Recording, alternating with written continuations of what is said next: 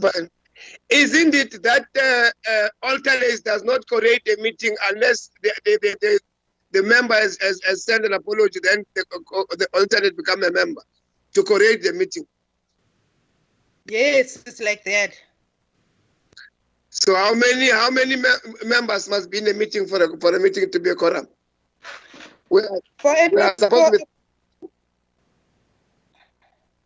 I'm listening, Mr. Mashiko. Are we not supposed to be 13 in number? No, to start a meeting, 5 members can start a meeting because we are not going to take any decision, but we will only be starting a meeting. So 5 members can start a meeting. So we are more than 5 now with the alternates. We have the chairperson, Mr. Mashiko, Mr. Basson, and Ms. Muhlala as full members of the committee, and the 3 alternates. Koliswa, it's Emma. I'm here as well. Okay, thank you, Madam Powell. No, that's fine. I guess just joined. No, that's fine. We've got a quorum. We can start the meeting. Can you start, Comrade Whip? Yeah, we can. We have a quorum. Good day, honorable members. Good day, Chairperson. And how are you, honorable members, including the DG and the team? They are sharing. Okay, Chairperson. Fine, thank you very much. There is a lot of noise in the system. Can we mute our phone, or Koliswa, is it a problem of yesterday? No, Chairperson, I've muted the...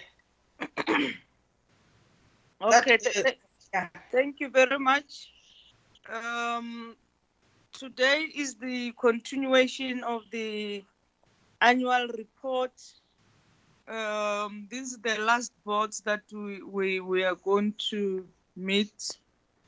As usual, as we start with our meeting, I'll request that we we observe moment of silence and moment of silence, prayer or meditation.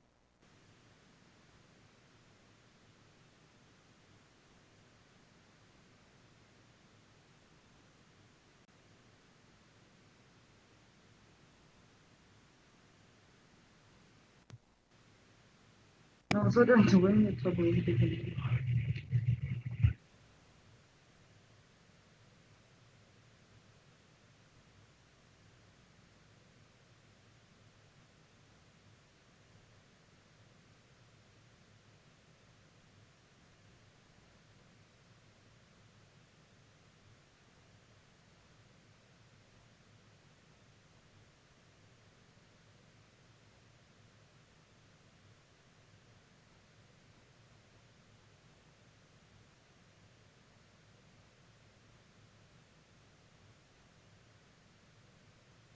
Person, you are on mute. We can't hear you. Unmute, Chair.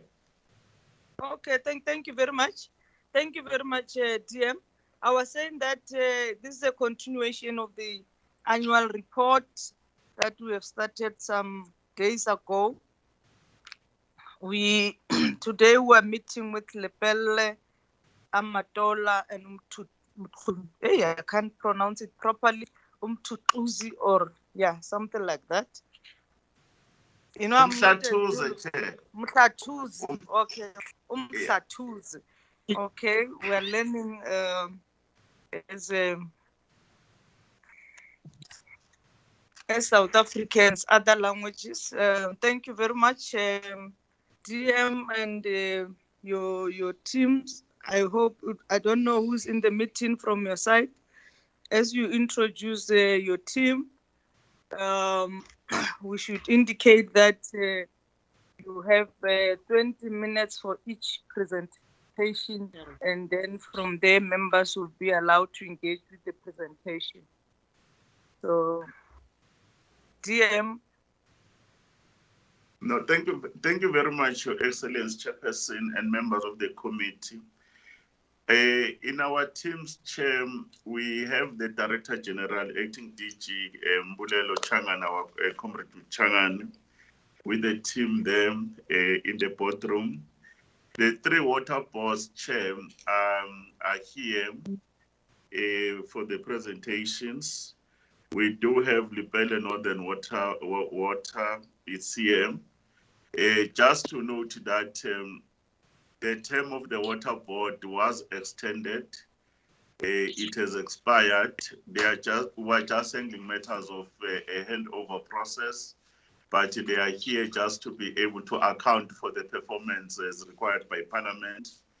And then at the very same time, Amadole Water is also here, and they will make a presentation. And then I'm advised by the DG that the interim board, led by the chair, is also here, so that they can be able to do the presentation. The water board is here, led by the chairperson and the CE.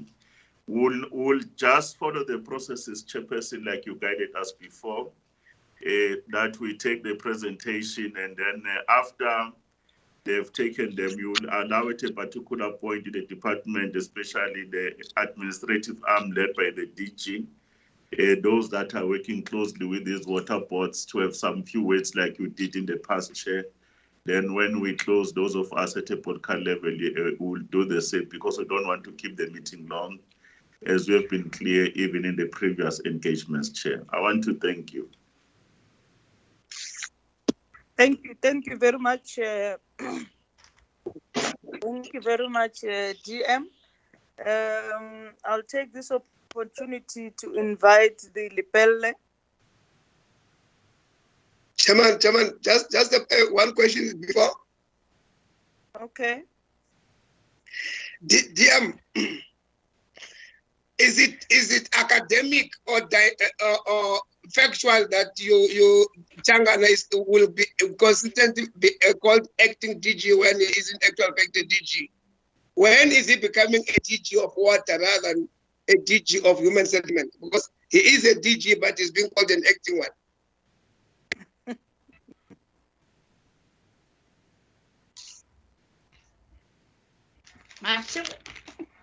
Chairperson, DM? the matter, Comrade Changane is the Director General, but is acting as a DG in water and sanitation. And unfortunately, His Excellency Mashiko was not there yesterday when you gave us clear instruction to stabilize the administration in the Department of Water and Sanitation. And we reported that the structure, which is an important mechanism to fill position, will be to proceed as a matter of agency. The Minister will guide us on that one. But we do take the concern raised by His Excellency, Comrade Mashiko. Thank you. Thank you very much. Lepelle.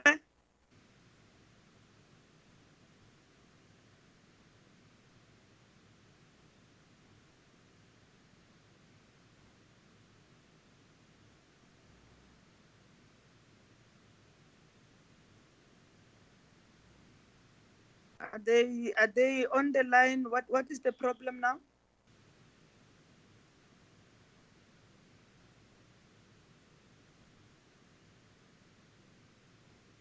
Lepelle, unmute yourselves. Yeah. The mic is on mute, Chairperson. Okay.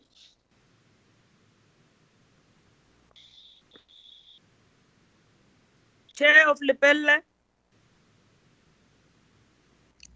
Please unmute your mic, sir.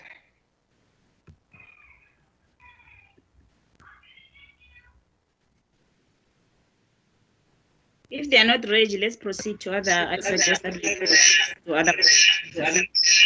Chair, are you able to hear us? Yes, we can hear you.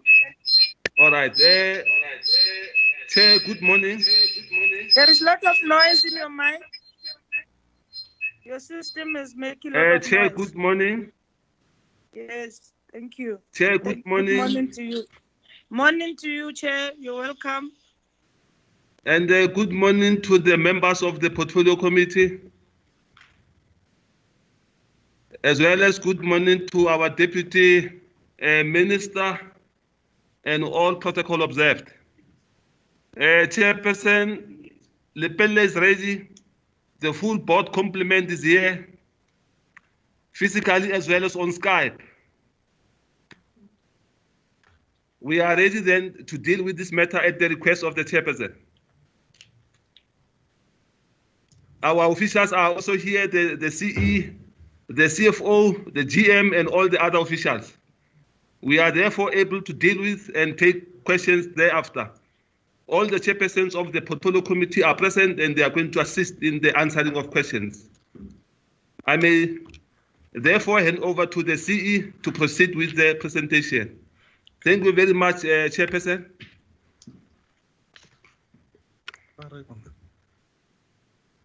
Okay. Good day, Chair and the Portfolio Committee Leadership Collective, the Deputy Minister, Mahlobo, the DG, and senior administrative staff of the department. I'm going to take you through our report, which I know it has been submitted to yourselves for some days now. Whilst I will take you through the fair amount of the details, I will not do so in a manner that is too much of a blow-by-blow account and therefore consumes time. The structure of the report is on 4 dimensions, which is the performance environment, organizational environment, non-financial performance, and financial performance. On the performance environment, Chair, Mr. Logodi, we would want members to appreciate that we are operating in Limpopo province. That is our services. Logodi can hear you. The province that is characterized by, amongst others, scarcity of water resources. Secondly, the high rate of indigence and unemployment. You have got some of the municipalities that we are serving, which are having its population, not less than 60% thereof, falling within the indigent category. And there is therefore a pressure on us when we set and determine the tariffs to take into account such factors and also balancing the same against the need to continue sustaining the business. This further calls for collaboration within everyone in the sector so that we can sustain the business and be able to help our municipalities to provide these services to communities. On the organizational environment, Chair, we have got the board. The minister is the chairperson, the executive authority, and the board is the accounting authority. Other points, I think PM Mahlobo has touched on in relation to the organizational environment. But this man does not hear you. The board has got 3 committees in terms of the governance instruments, amongst them your King 4 report, as well as the protocol on governance of SOEs. Those committees are Finance and Infrastructure, Audit and Risk Committee, and Human Resource and Remuneration. The management structure of the organization is intact. Every critical position is filled except the 2, which is the GM Engineering Services and COO. These 2, the resolution of the board, Chair, is that they would have to be parked until we become a regional water utility with an enlarged services footprint. On the non-financial performance, Chair, in 2017-18 and 18-19, our performance is at 61%.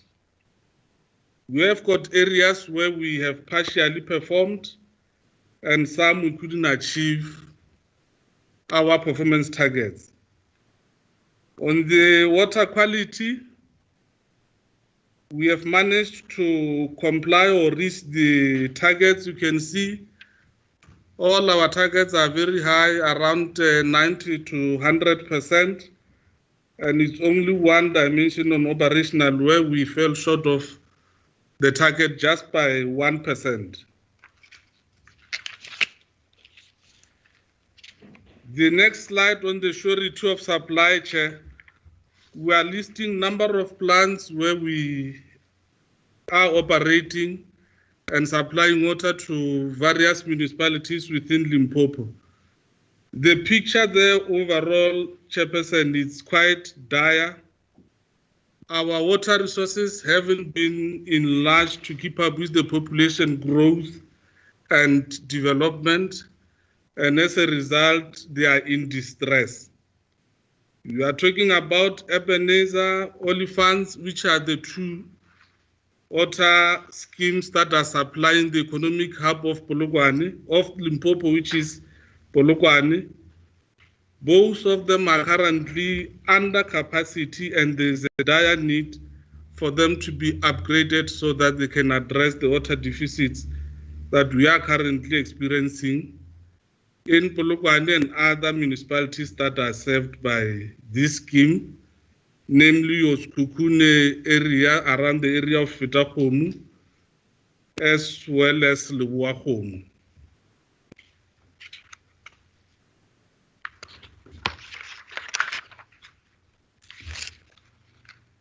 The next slide, Chair, which is slide 11, we're indicating the number of capital projects that we are currently implementing and the progress thereof. There are two that are at 100%, which is Olifantspoort upgrade, as well as the upgrade of the Olifantspoort scheme. They talk to the Spekon pipeline phase 1, as well as the sludge lagoons.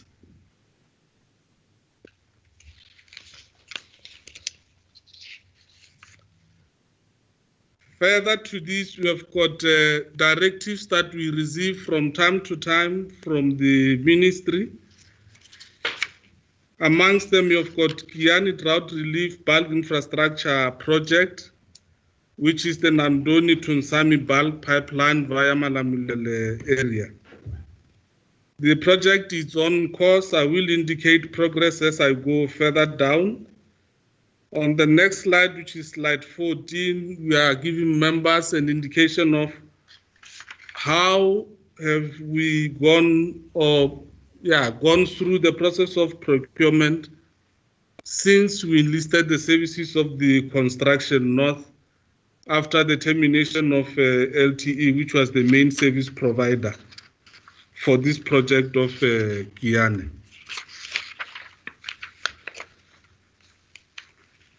Just to give members comfort, every process that we are following in relation to procurement, we do so in close contact and guidance by the National Treasury, and we have not experienced any incidences of non-compliances.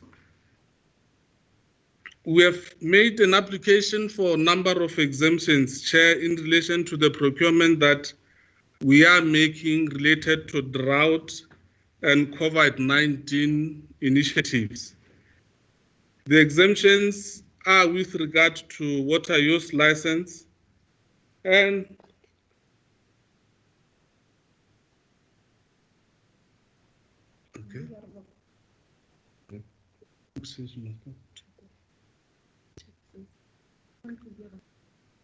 Okay, Chair, I'm getting an indication that you need to ask questions and I therefore have to pause. No, I was not asking a question. I was saying that you have only 20 minutes. You must be very fast because you're speaking very slow, and I don't think you'll finish your presentation within 20 minutes. Pardon, Chair? I was indicating that you have only 20 minutes to present the entire presentation. So the pace you should increase the pace. Okay. No, thanks a lot, Chair. Thank you, Chair. Okay. No, thanks a lot. I was still on the directives, Chair. Is the directive we received from the department in the main is for Namdan in Sami pipeline, where we are indicating progress, as well as progress in relation to the pipeline work that we are carrying out in Guyana. The next slide is a detailed breakdown of the projects that we are implementing, as well as the start and the end dates.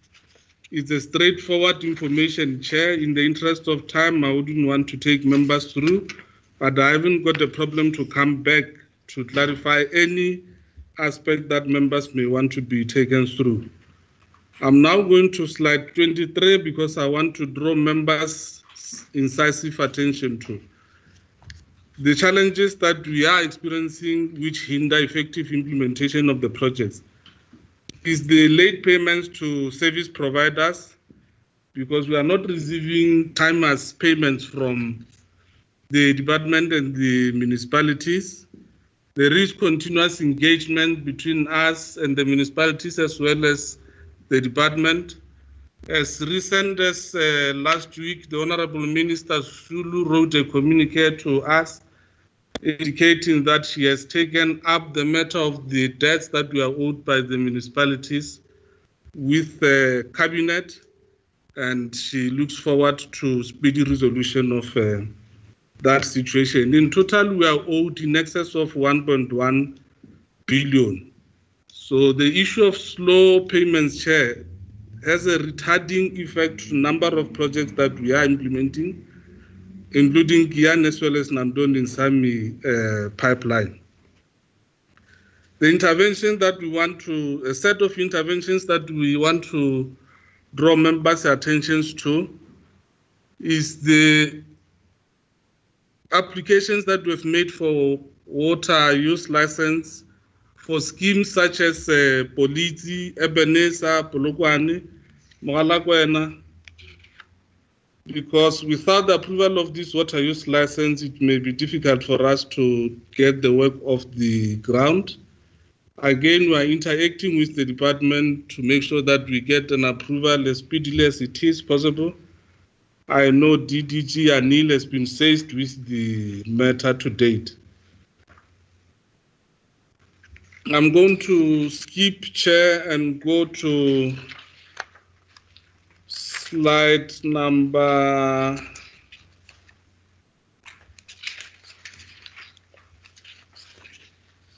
39, not suggesting that other slides are less important, but I want to take members through our financial performance. For the years from 2013 to 2019, our average has been increasing steadily, informed only by the socio-economic conditions within which we operate. I've already indicated we are servicing the population that is extremely indigent. We therefore cannot afford to have our tariffs astronomically increased to a point where they are out of reach for our municipalities because they are serving indigent population. The slide on financial performance. In 2017, members would appreciate that we recorded a deficit, no loss, of 17.1 million. In 2018, we just broke even, there was no surplus. In 2019, we recorded a surplus of 67.5 million. All these that we may call achievements were the results way less of the fact that we are able to collect the money, but more resulting from our ability to manage the little that we are having. If you go to our income statement, under total operating expenses, we've been able to reduce our maintenance costs from 48 million to 25, our salaries from 191 to 172, the overheads from 159 to 79. And this is the reason why in the main we've been able to record 65 million surplus. On the statement of financial position, I draw members to the last point there. In 2018, our total equity and liabilities were sitting at 3.7 billion. 3.741, currently we are sitting at 3.787 billion. Our liquidity status has been spiraling down from 2013. In 2013, we were sitting at 362 million. As a result of the number of interventions, projects that we are implementing on behalf of the department, for which we haven't been able to get money on time, our liquidity status was dented to a point where currently we are sitting at 52 million. Like I indicated, in total we are owed not less than 1.2 billion by both the department and the municipalities, and the engagements are ongoing in relation to the resolution of the matter. The ratios I will skip because they are just a summary of what I've already indicated. On irregular expenditure, in 2017, we had 11 incidents of irregular expenditure. We took them down to 7 in 2018, and in 2019, we are at 2, only 2 incidences. The number of interventions that we took to address irregular, fruitless, and wasteful expenditure. There is an investigation that we completed. The report is with National Treasury. We seeking condonation where we advance the reasons. And in some cases, there are some DCs going on against officials that are affected. And there is a training that we conducted to all our officers that are seized with the SCM responsibility, with the help of National Treasury DTI, which is the Department of Trade and Industry. On the commitment analysis in 2018, we had a commitment of infrastructure projects sitting at 151 million. And in 2019, we went down to 91 million. On the accruals, we have never had any accruals on the capital assets. We only had the accruals for goods and services to the tune of 14 million. Contingent liabilities, we currently are having a dispute with the department to the tune of 15.5 million. This is for the calculation of the raw water charge, because the formula that they used in terms of the determination of this amount is what we are finding it difficult to find each other on, and we are continuing to engage them on that point. On contingent assets, we have got 2. One is a claim for 2.7 million, resulting from a land claims in terms of which we received the capital amount and the interest couldn't follow, and we still want it. The capital amount we have received was to the tune of 2.7 million, and given the time it took us to get the capital amount paid back, the interests were exceeding the total principal debt, and in terms of the principle of the law called Indu Bloom, we could only cap the interest up to the value of the capital amount. The other contingent asset is 3 million claim that we are having against the service provider who implemented a project around 2014 in Luweng area, and we were not happy as an organization with the quality of work done, and we therefore sued him for damages.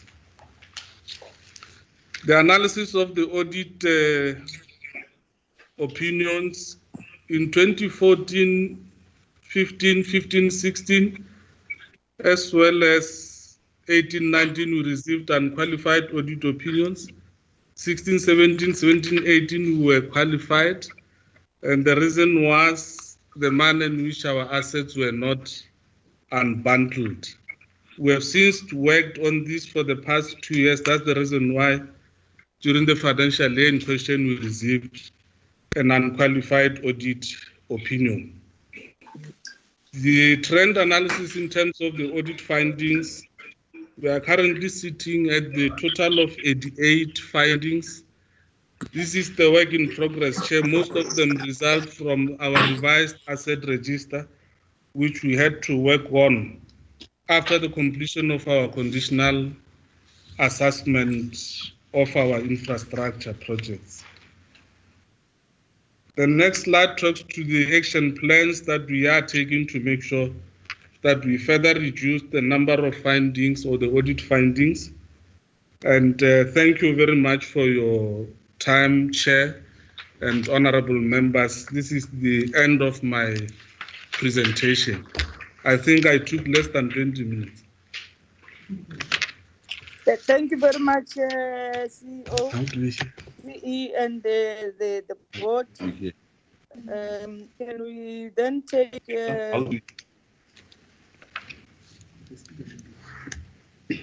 Can we take Amadola? The audio is why they talk. Good day, Chairperson. Am I audible? Yes, you are. Okay. Hello. Oh, the problem was May I introduce myself? Yes. My name is Phumzile Songo. I'm the acting chairperson of Amatola Water Board. Let me say good afternoon, Chairperson. Good afternoon, honorable members of Parliament Committee. Let me also greet other members of other water boards, the Minister and the Deputy Minister. With me, Chair, I've got the CEO who is acting. I've got members of the Water Board of Amatola who are with me. We are ready to proceed with our report and do the presentation. I will give over, Chairperson, to our acting CEO, Ms. Swatayo, to proceed with the presentation. Okay. Thank you, Chair. Thank you. A very good afternoon to the honorable members of the Portfolio Committee. My name is Dudu Hlatshwayo, as the member of the interim board of Amatola Water is indicated. But I would also like to greet the members of the Portfolio Committees and the chair, also the Deputy Minister. I would also like to greet the Acting Director General, Mr. Changana, also the officials of the Department of Human Settlements, Water and Sanitation. I also would like to greet members of the Amatola Water Board, which is an interim board if there is anybody else other than Mr. Songo, but also the officials of the Amatola Water Board who are here in this boardroom with me. In this boardroom, Chairperson, I've got the CEO, CFO, Mr. Mr. Luyolo Fogazi, who is the CFO of Amatola Water. In the presentation that we presented, portfolio members, with what a structure Mr. Luyolo Fogazi is going to handle part 2 and 3 of that presentation. And then I've also got Mr. Unati Mbali, who is going to deal with the non-financial performance of Amatola Water. Also in the room, I've got Ms. Jo Dalbok, who is the Executive Manager for Corporate Services. She will deal with the parts that deal with the human resources specifically. There's also a part in the presentation that deals with the key focus areas and the way forward in the ensuing years. For that element, I've requested Mrs. Spidana, who is the Executive Head for Operations, to deal with that section. And then, of course, there will be acknowledgements and appreciation, which I will handle. But members of the portfolio committee, I think I'm going to be very high level in introducing the presentation that we're going to be making as this team. And thanks for the opportunity to the portfolio committee to allow us this opportunity to present our performance in the previous financial year, which was 2018-19. And I think the good place to start, members, is to talk about the positive performance that Amatola Water achieved in this financial year, because later on in our presentation, we'll deal with what we consider to be the post-balance sheet events, which is the area that will bring to the attention of this committee what they need to appreciate as events that have taken place after the closing of the books for financial year 2018-19. At a high level, I think I have to indicate to the committee that Amatola Water achieved exceptional performance in this financial year in review, because we achieved 86% of the targets in terms of the shareholder profit, but we also achieved 83% in terms of the corporate plan. So I think that's a good story to tell members. This translated to a year-on-year performance of about 28% and 26% respectively.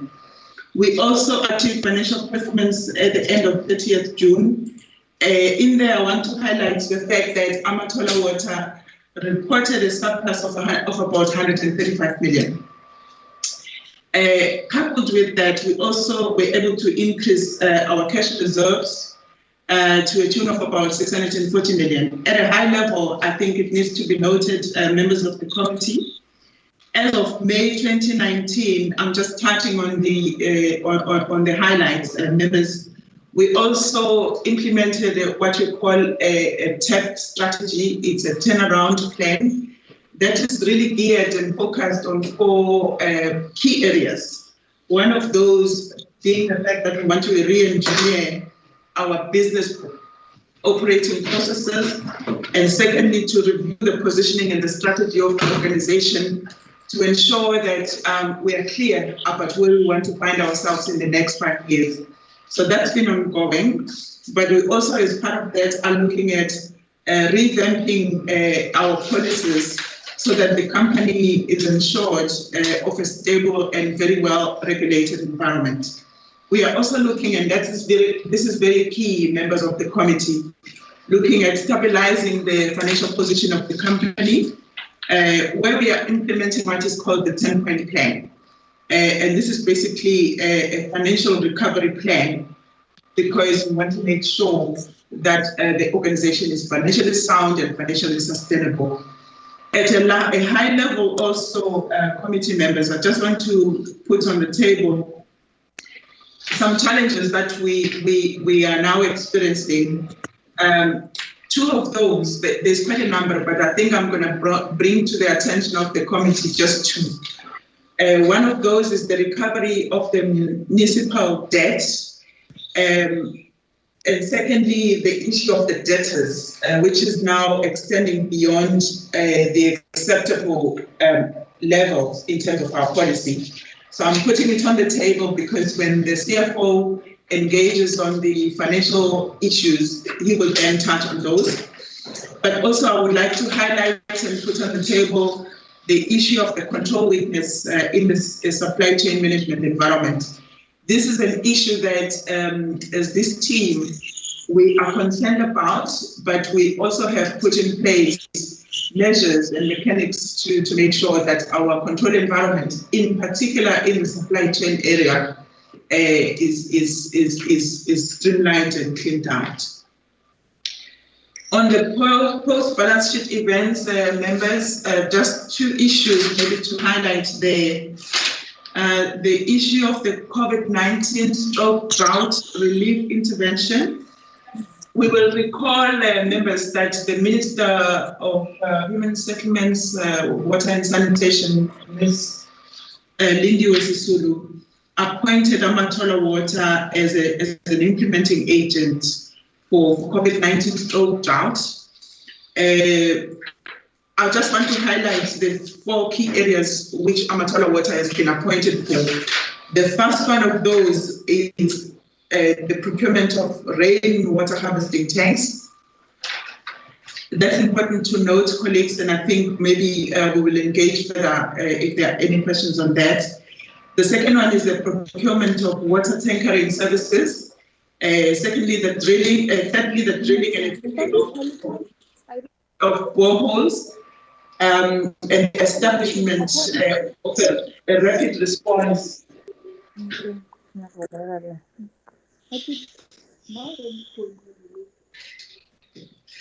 units and other related services, members. I just would like to highlight to the committee chair that to date, Amatola has utilized close to 100% of the funds that were allocated towards this intervention. And of course, engagements are underway with the department to ensure that we've got sufficient funds so that we are able to continue to honor the objects of this intervention. I think Unati might touch on or Mr. Gwalega might touch on what has happened to date in relation to this COVID/drought intervention. I'm now thinking about the procurement, but also the implementation thereof of the services that are indicated above. Also, this intervention, colleagues, you would appreciate the fact that we also need to look internally within our own environment to ensure that Amatola Water cares and looks after its own employees so that we are able to curtail the spread of the virus. To this end, we've got a task team that's been put in place that meets on a weekly basis. We are considering allocating funds towards this intervention. To date, we've been utilizing funds from the different programs within the organization. However, we believe that it's important that we put aside a certain amount that will cater for COVID-related incidents, etc., etc. So with those words, Chairperson and members, I would like to then hand over to the team so that they can take us through the part 1, which is handled by Mr. Bani. Over to you, Mr. Bani. Thank you, Sayi. Good afternoon, Chair. Good afternoon, members of the Portfolio Committee, Deputy Minister, Acting DG of the department, the officials of the department, our board members at Amatola Water and other boards that are here. I'm going to go through the non-financial performance of the organization, which is only focusing on the red items that are in our performance. As the CS has summarized our performance in terms of the predetermined targets on our shareholder compact, she has given a summary that we have achieved 86% versus against 58% of the previous year, which is 2017-18, which is an improvement by 28%. But let's look at the areas that we have not performed. Under the organizational efficiency and effectiveness, 20% of the targets were not achieved. Here, members, we want to highlight the performance indicator relating to the percentage of actual CapEx budget spent on expansion-related projects. Specifically here, this is a not-redact phase 3 low-level scheme ministerial directive that we are implementing as an implementing agent in Nelson Mandela Bay. We had challenges initially with this project where the contractor and the PSP, which is the professional service provider, suspended works as a result of the fact that there was budget constraints and we were not actually receiving payments to ensure that they are paid. But that has been resolved in this financial year, and there is good progress on this ministerial directive. We are now sitting at 77% in terms of the stage of completion, and the anticipated completion date is April 2021. In the next slide, we just showing what is under the organizational efficiency and effectiveness. I'm not going to go through this, Chair. These are the ones that are in blue and green under the column actual achievement 2018-19. We have achieved those targets. The next part of our presentation is the financial performance. Here, Chair, I'm not going to go very much in detail, but what we want to highlight is that there is improvement in our financial performance in terms of the 2018-19 financial year. The CFO will look at the financial performance in detail. But what you can see here is that only 12% of the indicators under the financial performance perspective have not been achieved. And those are in relation in terms of the repairs and maintenance as a percentage of PPE, which is property, plant and equipment, and investment property and carrying value. Repairs and maintenance was suspended against the budget at 25.6% in 2018-19 financial year. This was due to the procurement delays and overall cost containment measures.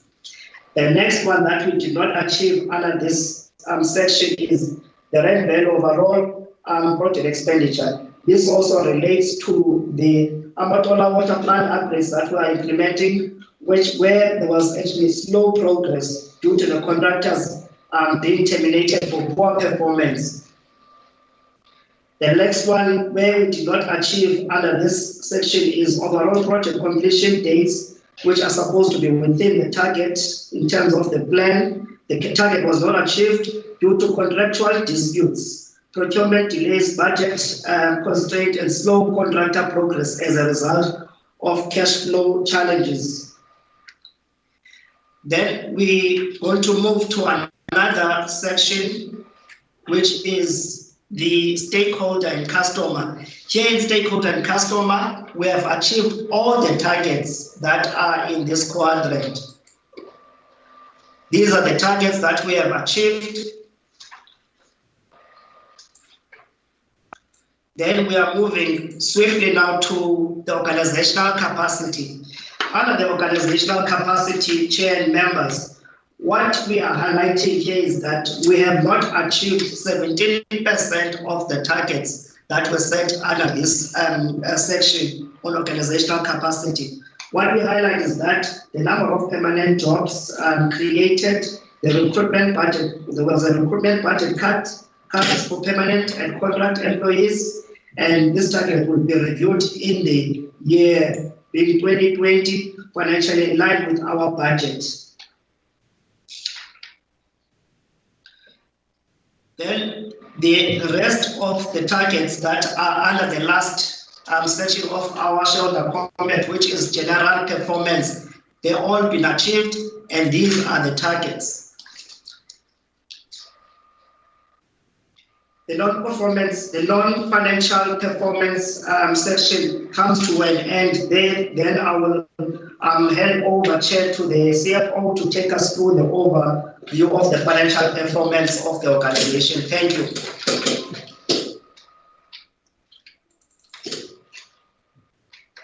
Thank you, Chair. Afternoon, Chair, members of the Portfolio Committee, Deputy Minister, our acting Chair of the Board, DG, and also our colleagues and members of other water boards. My presentation starts on slide 32, which is financial performance for the period ending 30th June 2019. On slide 33 is our financial position, which is formerly known as the balance sheet, those of us who studied accounting a while back. Our balance sheet shows that our total assets have improved from 1.1 billion to 1.4 billion.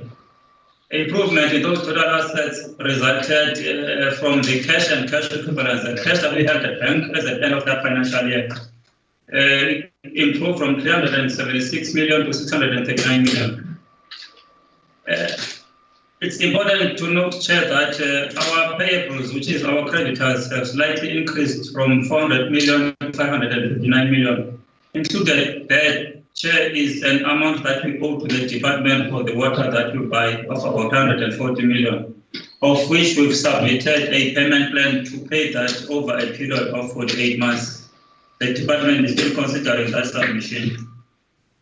The next slide, Chair, is our statement of financial performance.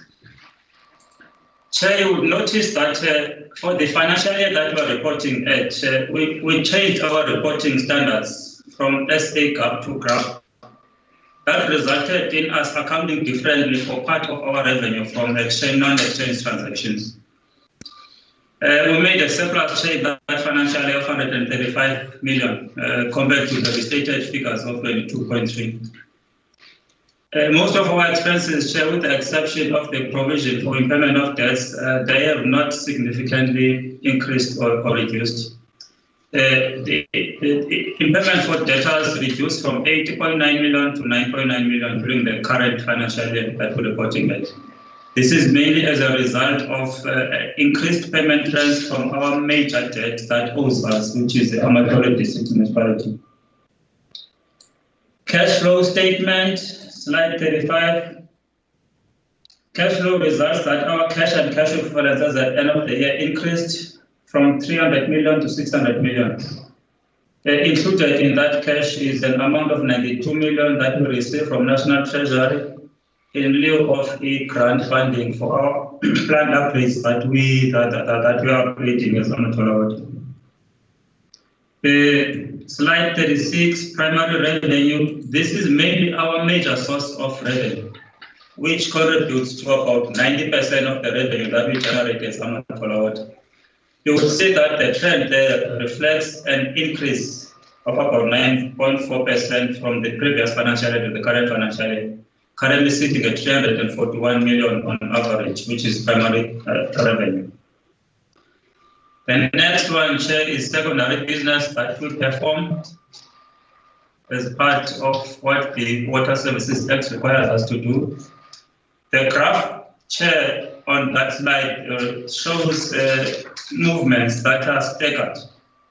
But year on year, from the 2018 to the 2019, there is a slight increase on the revenue that we've generated from secondary business, for about 8%. The next slide, this is finance income or interest from investments that we have as Amatori Water. There is a significant increase in the current financial year on the interest on those investments of about 73% from 2018 to 2019 financial year. The analysis of payments in operating activities. This is our compensation to employees or payroll costs versus goods and services. Overview of our financial performance. You will see that we've got a very colorful slide with all our components of the expenditure. But the big blue component relates to our payments that we make towards salaries and wages of our labor component. Currently sits at 40%, Chair, which raises an alarm because if it continues to escalate, it will mean that most of our costs are incurred towards payment to employees rather than for basic services that will assist us to generate revenue. I will skip this one, Chair, on financial ratios because it also links to what I presented on the balance sheet and the income statement. The next one is commitments, slide 42. We've got capital commitments of our contractor payments, Chair, that's slightly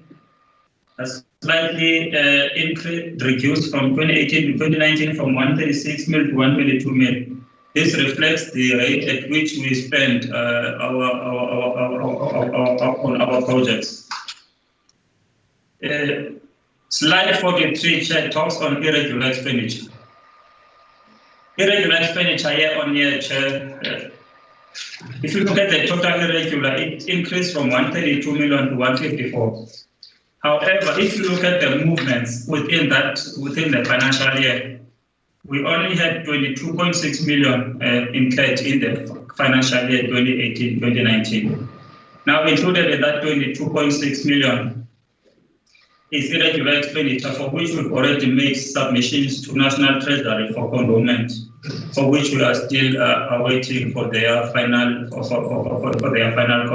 condonation. There's a number of activities that have been done in an attempt to ensure that we either recover or those that were found to have been involved in incurring the irregular participant. There are court cases that are ongoing and also there are disciplinaries that are happening in house share. Progress and wasteful expenditure, it increased from 2.6 million to 11.3.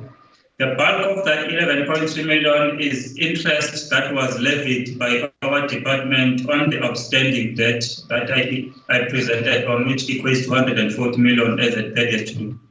I must say, Chair, that amount has significantly reduced as at March 2020 to about 115 million, because we are starting to pay the department now for the debt that we owe towards them, even though the payment plan we submitted has not yet been finalized or approved.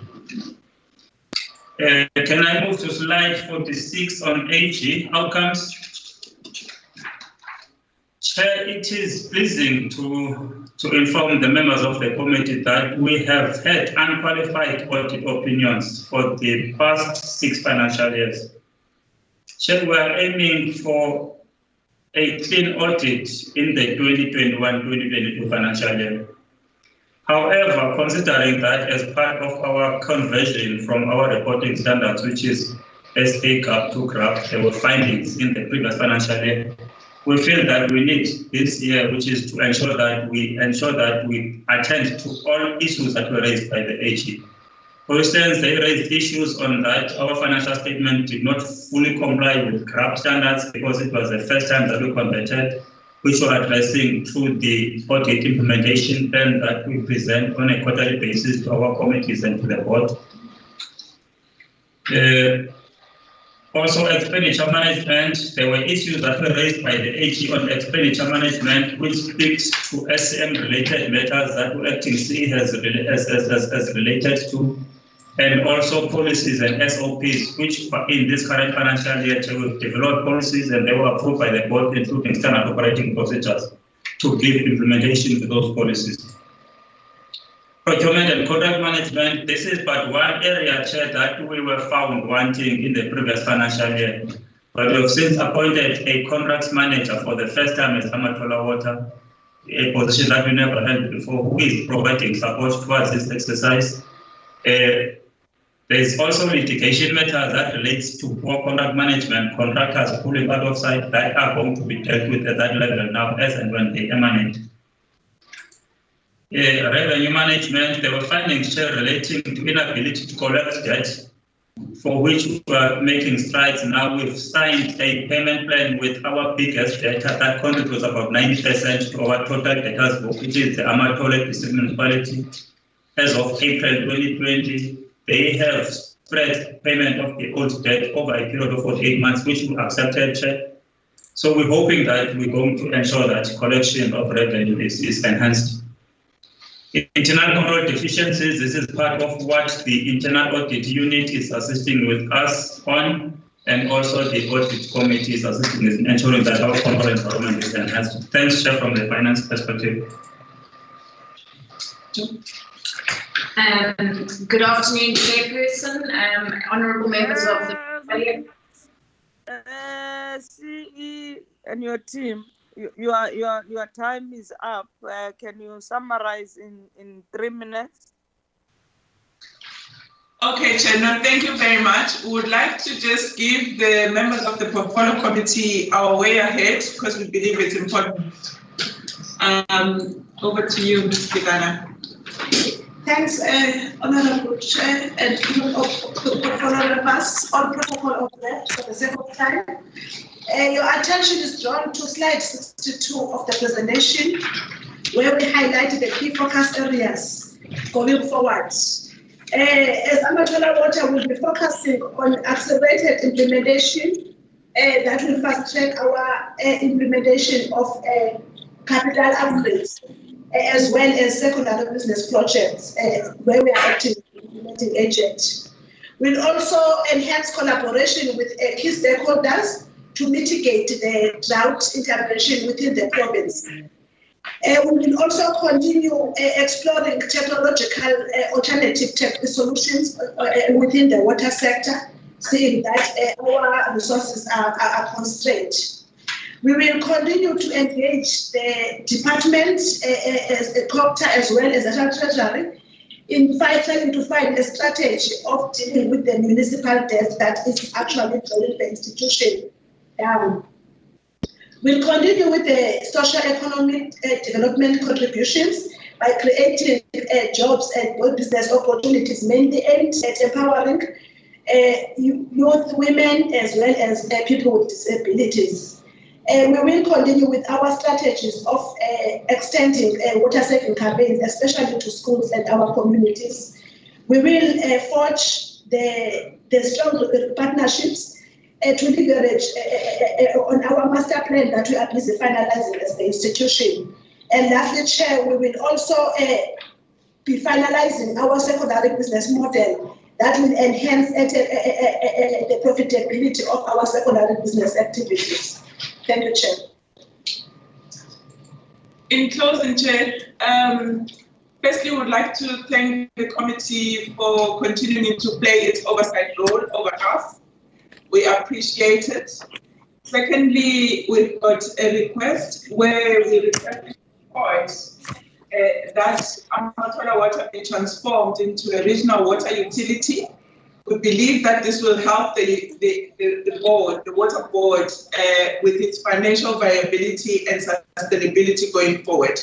The second request is in terms of the recovery of the municipal debt, which we alluded to earlier, and I think the CFO also gave an indication of how much we are owed.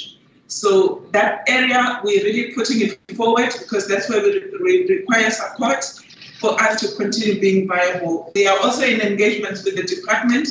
They've also raised their hand. They are wanting to help us in that regard. But thank you, Chair. Thank you very much, Umthunzi.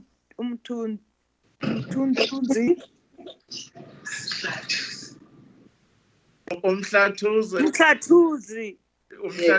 Comrade Chair. Umhlathuzi. Yes. Thank you, DM. Umhlathuzi. Yes. Thank you very much. And 20 minutes. 20 minutes, please. Don't be like Amatola. Amatola is eating more time. Very short. I think we appreciate the opportunity to fulfill our mandatory obligation to report to Parliament and to the committee. And here with me is a team.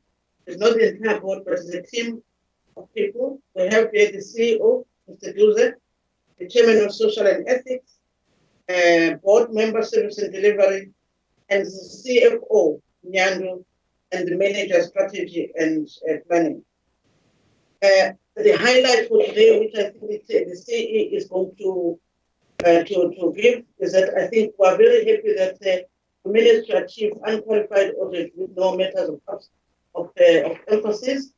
And as far as governance is concerned, I think both board committees as well as executive committee are functioning very well. And we've managed to achieve 87% of risk action plans. The future for us is that we hope to improve on the collaboration and partnership with our stakeholders, and we are going to expand our footprint with 3 more districts, 2 being in KZN and 1 being in Mpumalanga. Now, of course, we've got those are new businesses, and as well as involved with Richards Bay IDZ, which I think now we have contracted them. So those are new businesses. I think the CE now is going to deal with the details of the report. Thank you very much, Chair. Thank you very much, Chairperson of the Portfolio Committee, GM members of the Portfolio Committee, and members of the board. and colleagues, good afternoon. I will be very short, Chair. We opted to summarize our annual report into some matters that we wanted to highlight for your noting, and I will do so guided by the slides before you. As we operate, Chair, in our jurisdiction here in the northern part of KwaZulu-Natal, for 2 water boards, as you know, we dealt with Umgeni earlier in the week that deals with the southern parts of KwaZulu-Natal. We are responsible for the northern sections of KwaZulu-Natal, just on top of Utugela River, covering and bordering the Mozambique and Swaziland borders, the municipalities within the Republic are supported by ourselves. We have got 3 fundamental aspects that we're looking at as we conduct our business. From the staff point of view, we want to have well-capacitated and well-skilled staff that deals with the services that are technical in nature, not because we have got the SANS compliance standards to comply with, but we also have the environmental standards to comply with, Chair, because we are just one of the few water boards that have got a license to discharge to the sea. So we've got a responsibility of discharging waste to the sea. Unlike many of our sister water boards, we're supporting the industry here in this area, and part of the production processes requires them to discharge their affluent to the sea. And we've built the state-of-the-art infrastructure that discharges that affluent using technology that is not harmful to the environment. And we then have to be always up to the game so that we are not harmful to the environment. Secondly, as we do our business, we want to involve our local economic development philosophy by involving our local stakeholders in the beneficiation of all our business. Finally, our customers have got to always be happy with the products and services that we deliver. In terms of the operational schematics, Chair, I really don't want to get into detail, but once we have gotten out of the lockdown, one of the areas that I would plead, if you want to visit, is to visit us so that you can see the plateaus there, Chairperson, and we take you through the work that we do, and you can see the schematic areas that we deal with, and perhaps even take you to where we're dealing with the discharge inside offshore, and see how we're dealing with the discharge, and look into the areas where we are supporting the industry and the economic hub here in KwaZulu-Natal, which is the Richards Bay, where there is one of the ports, one in Durban and one in Richards Bay. Just to indicate, we're dealing with our water supply mechanisms not from one source as the organization. We have multiple sources we're looking at in terms of mitigating and dealing with the guarantee of supply to our customers. It is the dams, it is the lakes that we have in our jurisdiction, and we always play the balancing factor so that even at the times of drought, we always guarantee that there's a room to obstruct and pump to our clients, and clients are guaranteed availability at all times. And we do this in conjunction with our department that always regulates how we should deal with issues of obstruction and water availability to our customers. Just moving ahead in terms of the interest of time, I just want to deal with issues of organizational performance, but with emphasis to what has been audited by AG, so that I don't speak out of 10. Because AG audited all the information that I'm presenting before you. I am mindful, Chair, that AG appeared before you and presented the report on the 12th of May, and I just want to put emphasis to some of the matters that they were raising as part of the performance of the institutions such as ourselves, as it were. Chair, just from a historical perspective, the last time we appeared before you in Cape Town presenting our report, you categorically requested me to improve the outcomes of the audit of Umhlathuze Water for the year under review, which is 2018-19. At the time when we presented, we had a qualified audit opinion, we insisted that we must have an unqualified audit opinion. I'm happy, Chair, to report we did receive an unqualified audit opinion, and there were two matters that were flagged in the audit outcome by AG. Those matters related to, one, the fruitless and wasteful expenditure. The second one was related to the performance information around the smartness of the indicator that the AG flagged an issue on. I will be talking to what has then since happened on these matters, as they were the matters of emphasis by AG, as it were.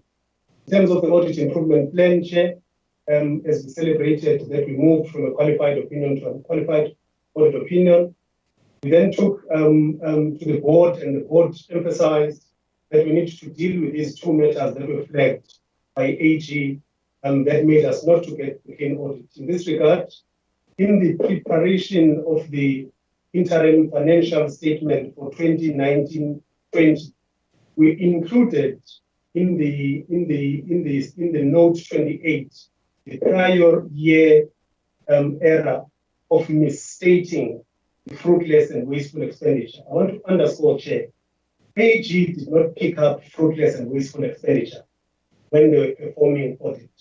They picked up that we did not disclose correctly fruitless and wasteful expenditure in the notes in our financials. So we had to correct that as it were. So we corrected it in the interim financial statement, and we're reflecting it correctly in note 28 in terms of graph where it was supposed to be highlighted.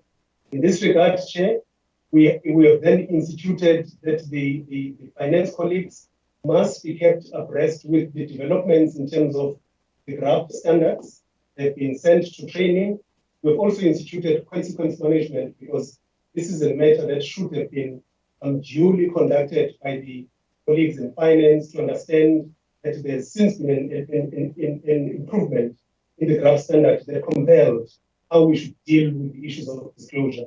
So we've dealt with issues of consequence management to ensure that we are not exposed into such cosmetic matters that AG will pick up in future. Related to the issue of the non-smartness of the indicator that AG picked up and emphasized the matter in the unqualified audit opinion, we then revised the performance indicator in the business plan that we submitted to the shareholder. And this indicator was submitted to the department, and the minister acceded to the changes that were made in the shareholder compact. And this indicator has since been changed, as AG will be coming in to do the means test at the end of the financial year. This is one of those that will be tested. However, we have dealt with the issues that were raised by AG as it were. In terms, Chairperson and honorable members, in terms of the organizational performance, from the last performance report that was submitted, we had achieved at the time we presented before you a 68% achievement of targets. To date, as we ended the financial year, we had achieved 86%.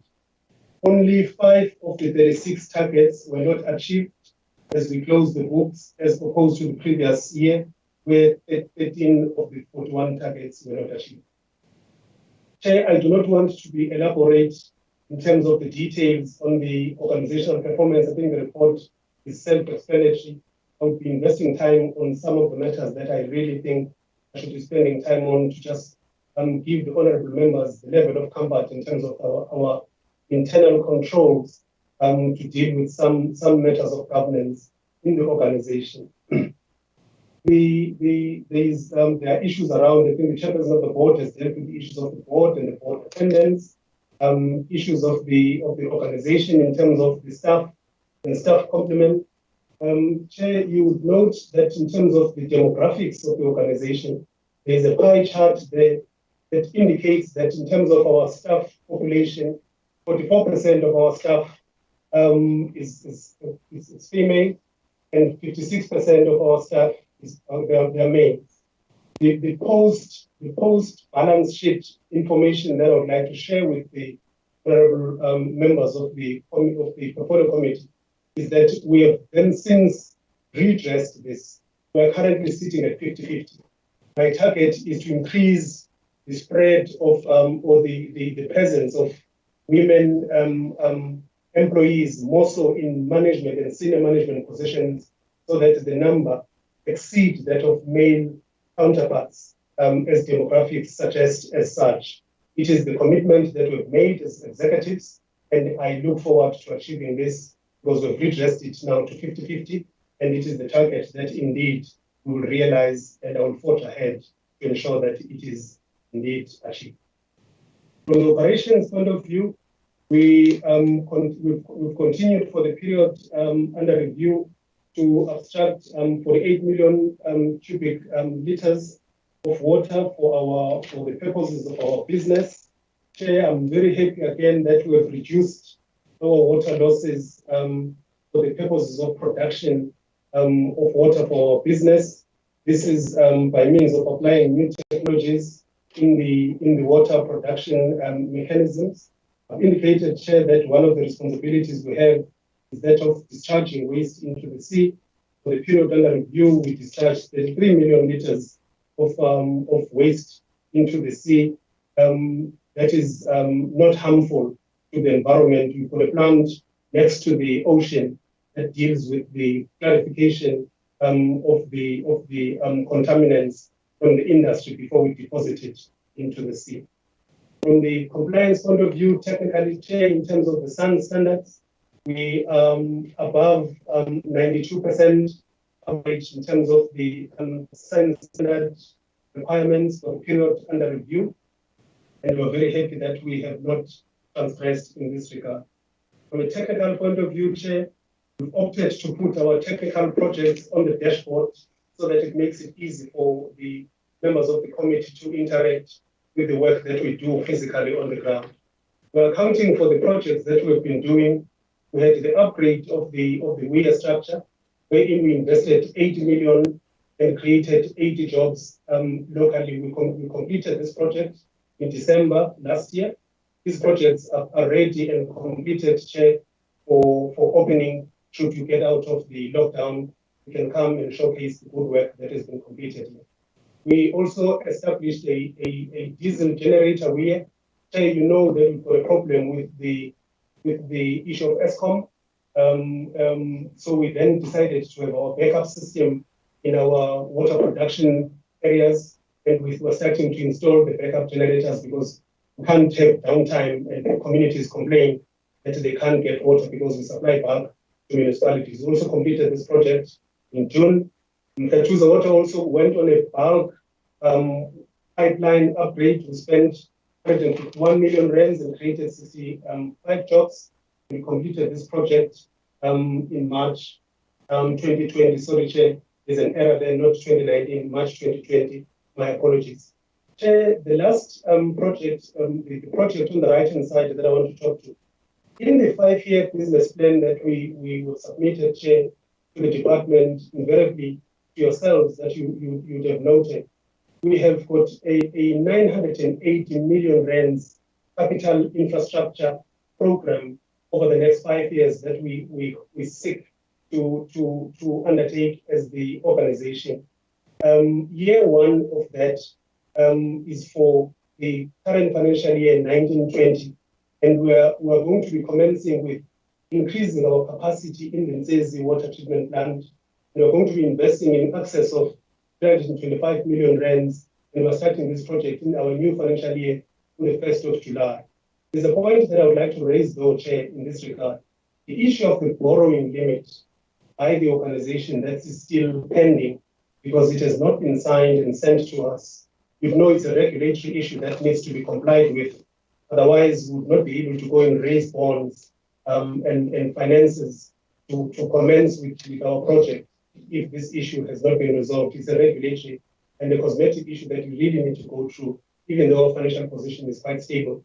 But we've got to go this hurdle of getting these borrowing limits approved by Treasury, not necessarily asking for the guarantee, but it's a borrowing limit issue that has got to be dealt with from a legislation point of view. We also got work that we're doing with Smangaliso Wetlands Park, which is in St. Lucia, and the project commenced in November. It was suspended due to COVID-19, but we've since started as part of the water infrastructure when stage 4 was pronounced, and we started with this project. We also have a project in Zululand who were dealing with rudimentary water scheme in our policy, and this project was completed, Chair, in May last year. We also have a regional bulk treatment works that we're doing O&M for Umkanyako, the district municipality, and we're supplying over 134,000 households as we're pumping to the district different sub-water schemes that they have, and we're doing the O&M as in the water for the district, and it's on a month-to-month basis. This program is going on for the next 3 years in terms of the O&M agreement that is signed with the district municipality. We've also been requested by the district as well as COPTA to help them with the secondary bulk and the reticulation, and there's a 29 million rands project that we've started for them in November, and we're forging ahead to complete it in the next 3 months, Chairperson. In terms of the financial position, Chair, I really would not want to waste much of your time. If you could just look into the presentation, the targets that were earmarked for 2018-19, all the targets were achieved and exceeded, which are financial in nature. Let me not waste the honorable committee members' time. We've achieved all our targets, which are financial in nature. The information is self-explanatory. The next part in terms of the financial performance, which I just wanted to underscore, Chairperson, is the staff salary bill. We've contained it at 31%. We still would like to go down because we've set ourselves a target of not more than 30% of our revenue towards the staff salary cost, and we're doing the best we can to manage this in this regard. 18% of our cost has gone, Chair, towards electricity. As much as, Chair, the cost of the 18% is high, we are registering that 18% is high. However, the 18% then gets transferred to the consumer through the tariffs. So the issue of the tariffs and the factors that we are putting in the tariff structure is an issue that will always come in, because when SALGA presents to yourselves in Parliament and to the Minister respectively, complaining about how we're structuring our tariffs, in some cases there's nothing we can do. When the cost is high on some of these variable costs, there's nothing we can do but to transfer it to the end user, because it is what ESCOM is asking of us. We've got to transfer those to the end user. Chair, for the year under review, the cash reserves were sitting at just above 366 million rands. Moving ahead, Chair, that is where I'll spend just 3 minutes without wasting your time. Issues of irregular expenditure. For the year under review, Chair, there was no irregular expenditure recorded for financial year 18-19, zero irregular expenditure in countries. However, the irregular expenditure that was recorded are the continuous engagements that started in the prior years.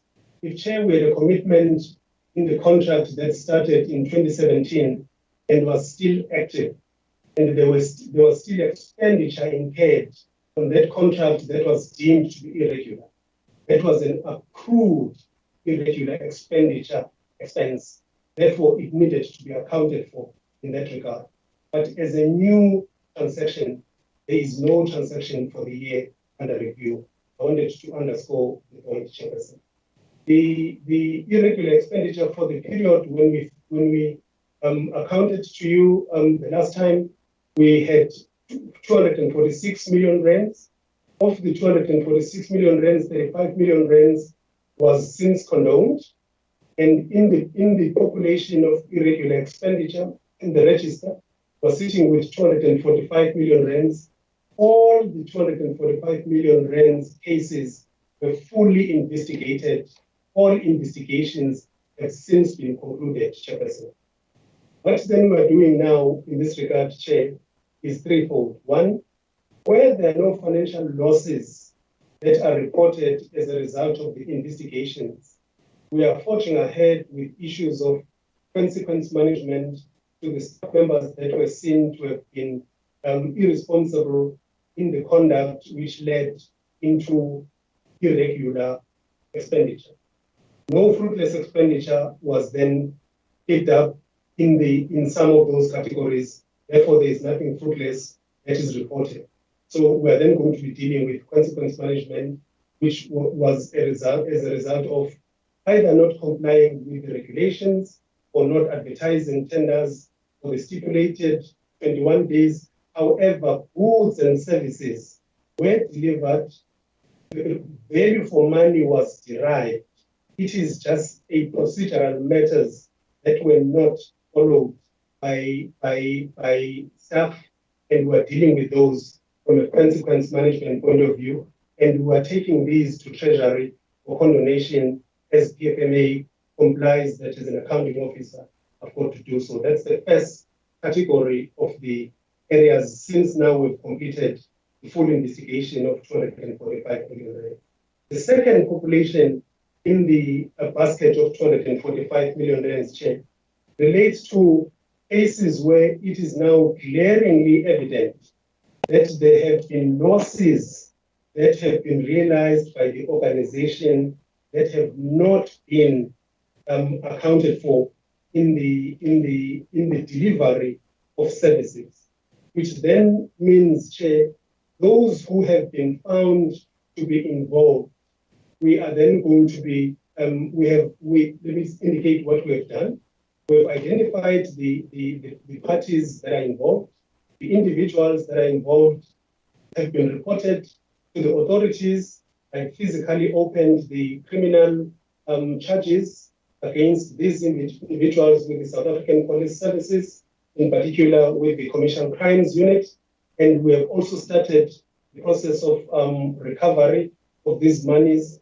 The companies that have been conniving with staff in defrauding the organization monies which are beyond where we can legitimately say we've received goods worth the value of money we've paid on the ground. We are then trying to recover that money. And we have also reported some of these institutions to the bodies where they are registered as the regulatory body.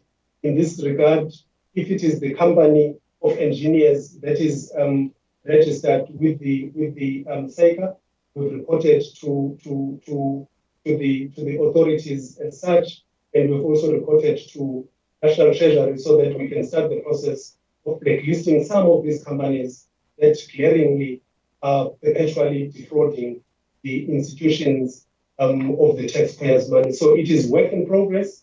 Once we have completed this, we'll be able to put the package through to National Treasury once we have concluded all these aspects for some of these matters to be condoned, but once we have completed the entire value chain. So it's a snail pace movement, Chair, but it's necessary snail pace so that we don't leave anything that is unattended, because to these matters where they signal claims that we are pursuing, we do not want to have mistrials as a result of negligence in our step-by-step processes that we have not followed. Chair, the last few issues to raise as I wrap up. We also have our own social CSI initiatives that we are dealing with as an organization.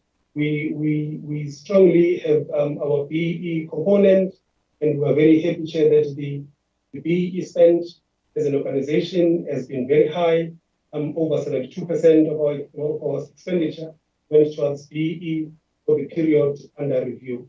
In terms of our CSI, Chairperson, we've supported initiatives that are associated with the core business that we do, including water as well as sanitation, and supported initiatives for youth, women, and people living with disability. And we continue to do so, and we continue to do so, guided by the policies of the organization and the principles that underpin the CSI of the organization. Chair, in a nutshell, that's just the high-level summary of the performance of the organization for the period under review. Without wasting your time, I thank you.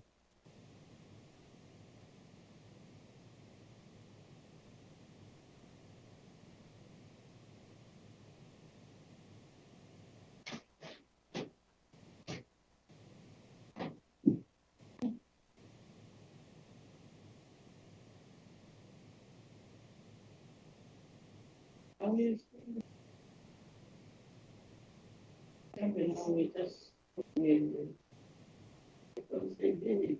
you very much.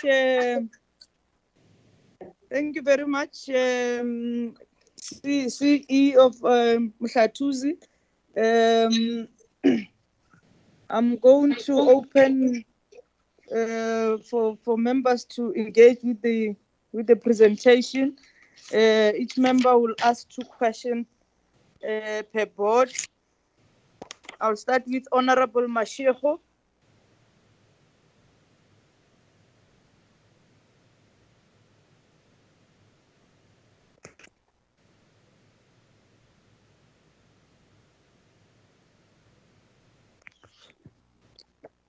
Honorable Mashego.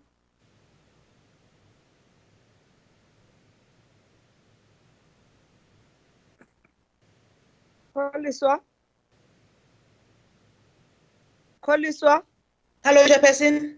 Oh, I'm audible. I was checking. Is Honorable Mashego? Can you unmute their mics? Honorable Mashego. Honorable Tseke. He's not responding, Chair. Honorable Tseke. Thank you, Chairperson, and let me thank the 3 water boards for their presentation, Chair. And Honorable Mashego normally says they are overrating themselves, Chair. As much as I congratulate them for the work well done in terms of achieving most of the targets. I am here. Keep quiet, Masiu. Yes. Hello. Yes, I'm. Yes, I'm here. I'm on the platform. Allow Tseke to finish. Honorable Mashego, allow Honorable Tseke to finish because you have not responded. We'll give you your chance. Yes, thanks. Yes, as much as I appreciate the performance of the 3 water boards, Chair, I must emphasize, Chair, to say the reality is that 14.1 million households or 3 million households in this country do not have access to reliable water. And I think it is our responsibility as the water boards to make sure, and the department to make sure, that we provide clean and drinkable water to our communities, Chair. And I'm also comfortable, Chair, with the Amatola and Lepelle with regard to the investigation that the ministry has appointed regarding the irregular expenditure, mismanagement and governance issues. And I think the recommendations of that investigations will be implemented going forward, Chair. One first question, Chair, to Lepelle and Amatola. I think we must be able to get a clear plan of action with clear timeframes on how to address the irregular, fruitless and wasteful expenditure, especially the Amatola. Your irregular expenditure is growing from 131 million in 2018 to 154 million in 2019. We don't get a sense of how you're going to address this going forward. And secondly, Chair, my second question to all the entities, do you think that the budget that you are managing as the 3 entities, are you creating enough jobs for the people of this country?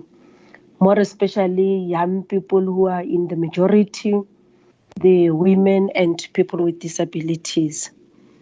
And 3, Chair, the AG, to Lepelle again, the AG confirmed that the investigation into the affairs of the former chairperson of the board has been finalized. Can we get an update on the findings of this case?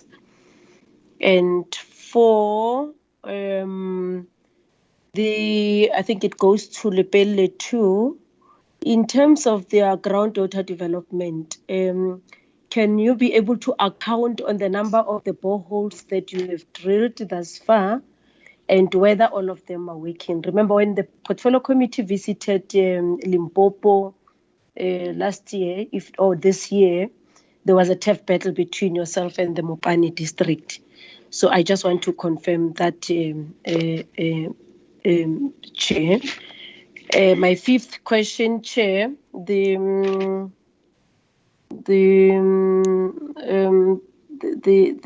Otilipele, where in the province are they supposed to provide bulk water services, and are they currently providing water to all these areas?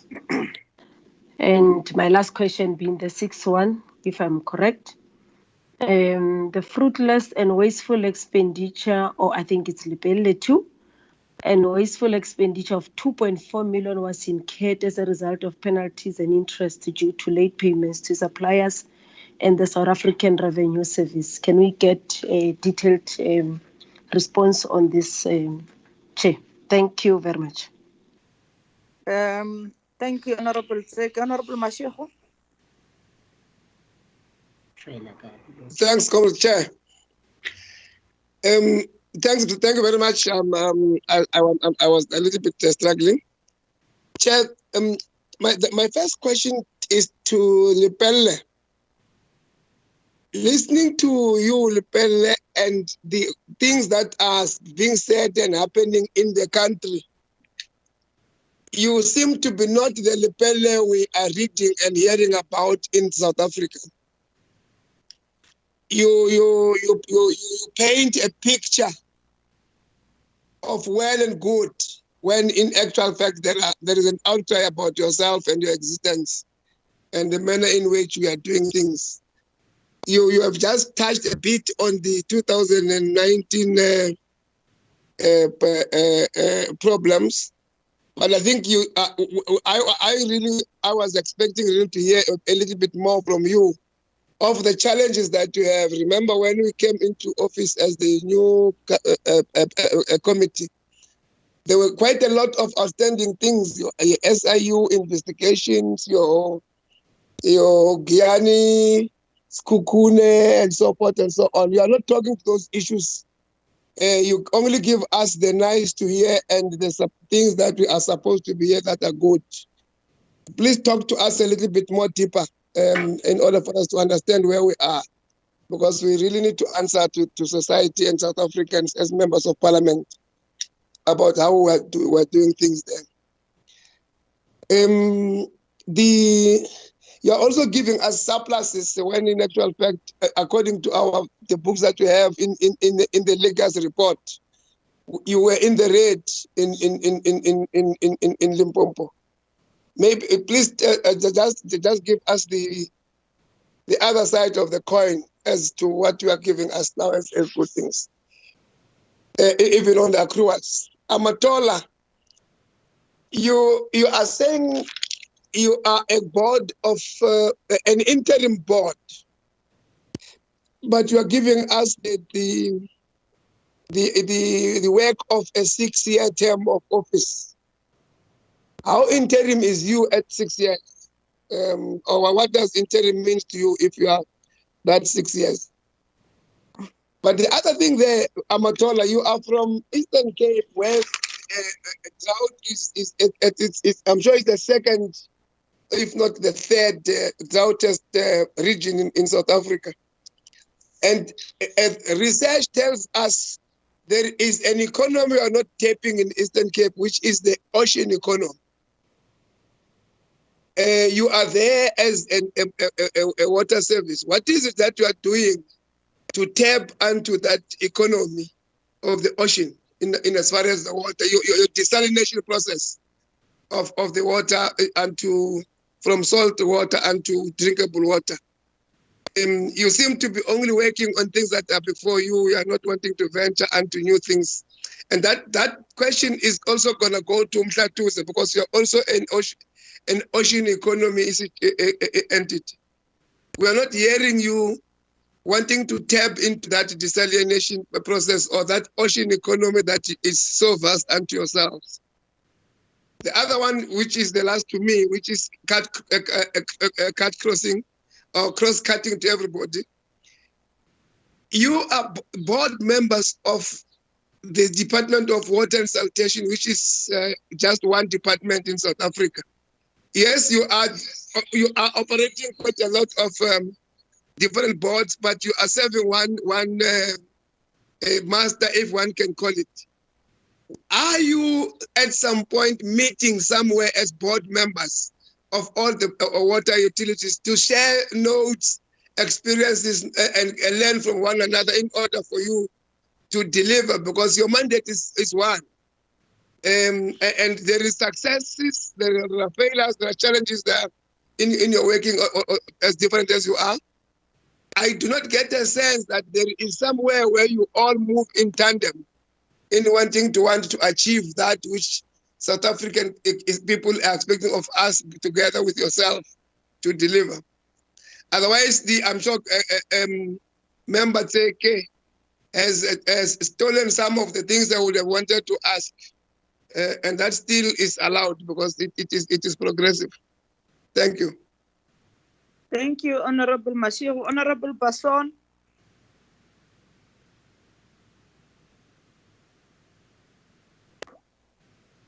Chairperson. Yes, Chairperson, most of the questions that I wanted to ask has already been asked. However, Chairperson, I really think that the Portfolio Committee needs to get the SIU back to come and do a presentation to the new Portfolio Committee. I had 2 presentations in the 5th Parliament from SIU, and there is a lot of problems within the Lepelle Water Board. So there's a lot of stuff that's not been dealt with, like the previous colleagues have mentioned. And therefore, Chairperson, I really believe that if we want to cut down to the problems within the water boards, let's get the SIU back and let them come and do a presentation so that we get the full picture. We won't get the full picture today in this presentation. Thank you, Chairperson. Thank you, Honorable Basson. I think we've noted that your issues. It's very important. We'll do that. Honorable Mokhotu. No, Honorable Mhlala, sorry. Mhlala.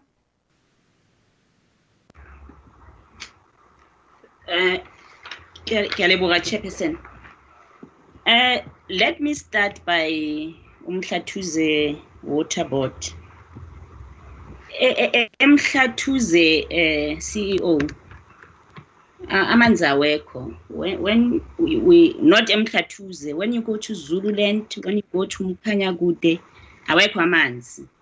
Awekho amanzi eJozini. Awekho amanzi emhlaba walingana. You go to Nongoma, you go to Ulundi, 90% of the people there doesn't have water. Then I saw on your presentation, slide 17, you are talking about intervening in those areas. My question to you is, it's been a long time now, the people of South Africa waiting for water. When is this going to happen? The other issue, last time when you were here, we talked about the issue of what level. Follows.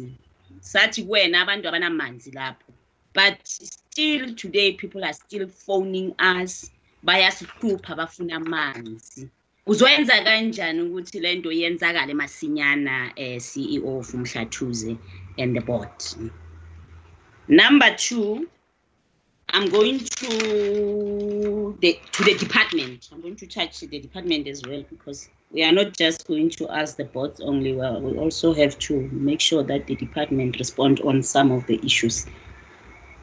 My question to you, the department, is looking at the year under review, 2018-19, in terms of Lepelle and Amatola, they did not receive funding from the department. So targets were not met that relates to the expansion and upgrade of infrastructure, completion of ministerial activities as per the program execution plan, and as well as project management. So what is the problem? Why was money not funding not being provided to some entities. Number two to the department is, has the department have a consistent uniform policy on the way in which water boards apply scheme and tariff in respect of cross-subsidy? Then I'm going to go to Amadola. Last time when Sidibeng was here, I asked a question. There is an AG report that says that Sidibeng must be placed under administration, and it never happened. But today, we see the overall of Amadola in terms of performance, in respect of the attainment of the targets of 2018-19 have improved.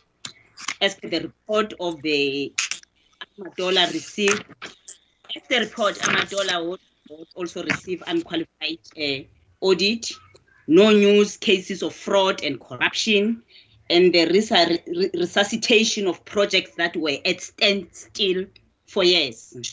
So my question is, on what basis did the minister put Amadola under administration in this year?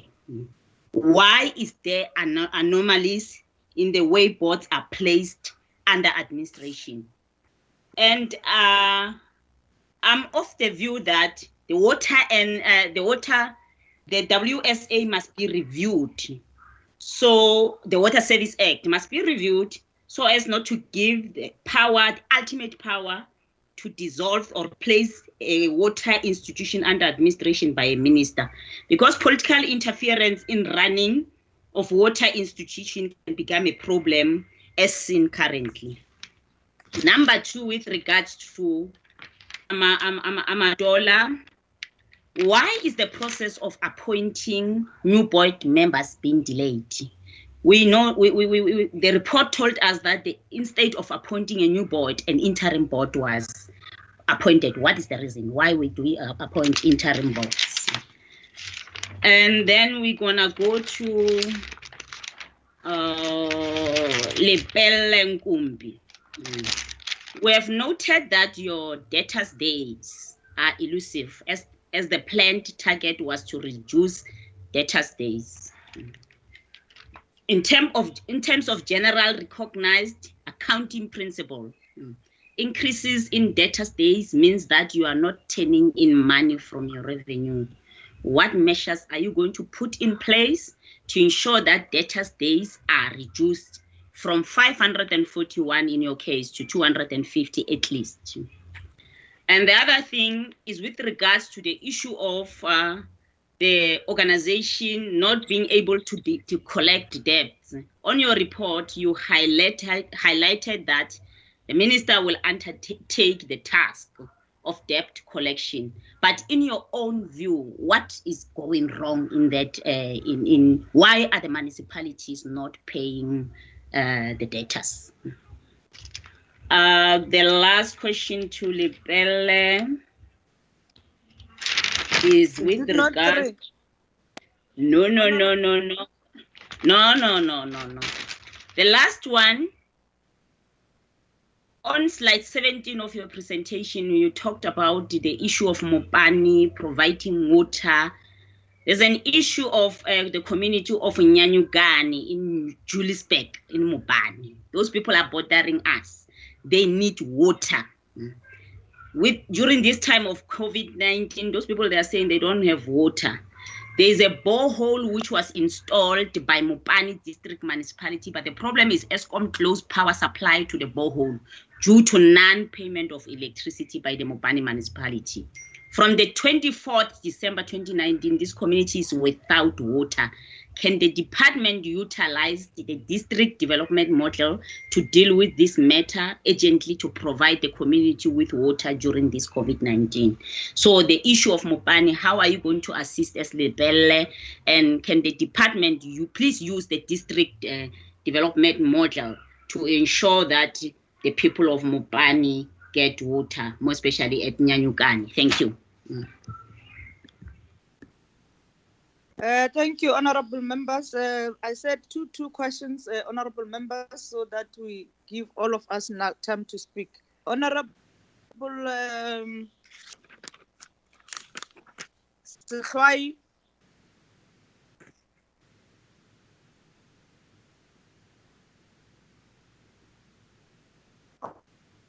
Honorable Sehwai.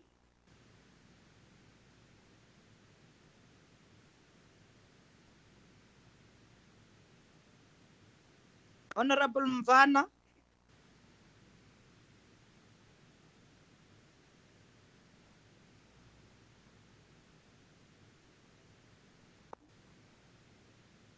Able to hear me? Chairperson? Yes.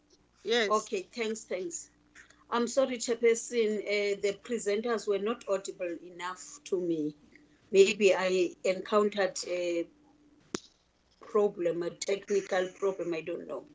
But I will try my level best. Hello. I would like to start with Lipele. There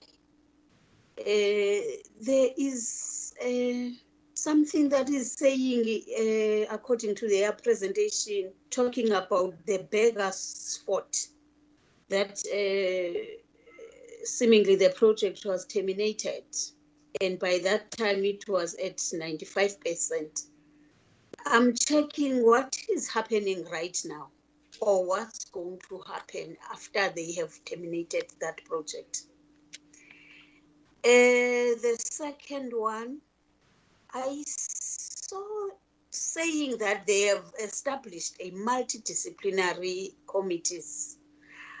I'm checking whether, according to their looking at things, or at their maybe just in terms of checking whether is it really working, and how far are they with this panel that they established on that time they established it. There's also a pipeline in Sami project.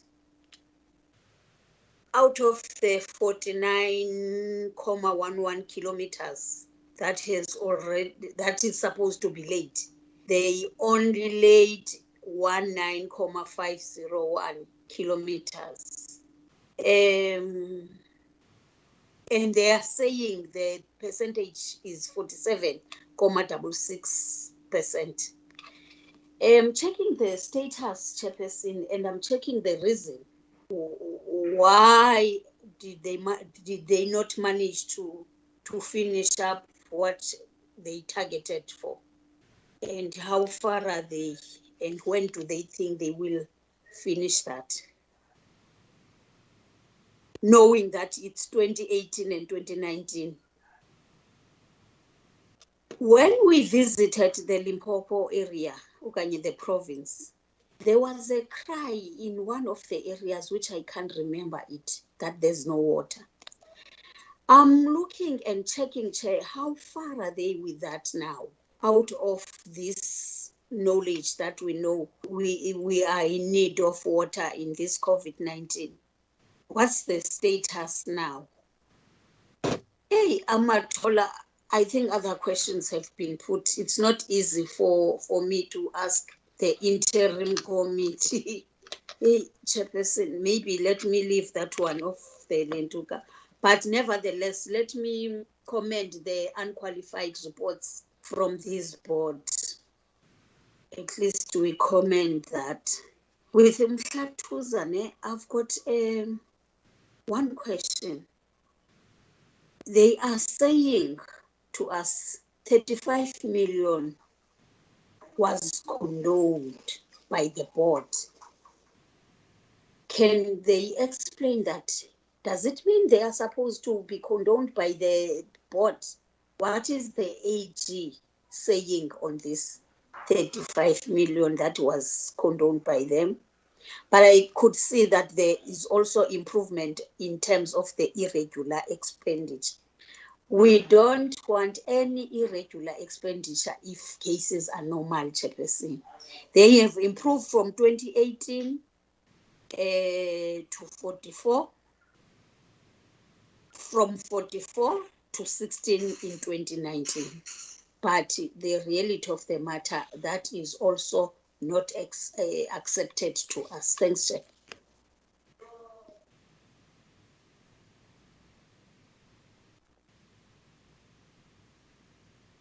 very much, Honorable Mbana. Honorable Powell.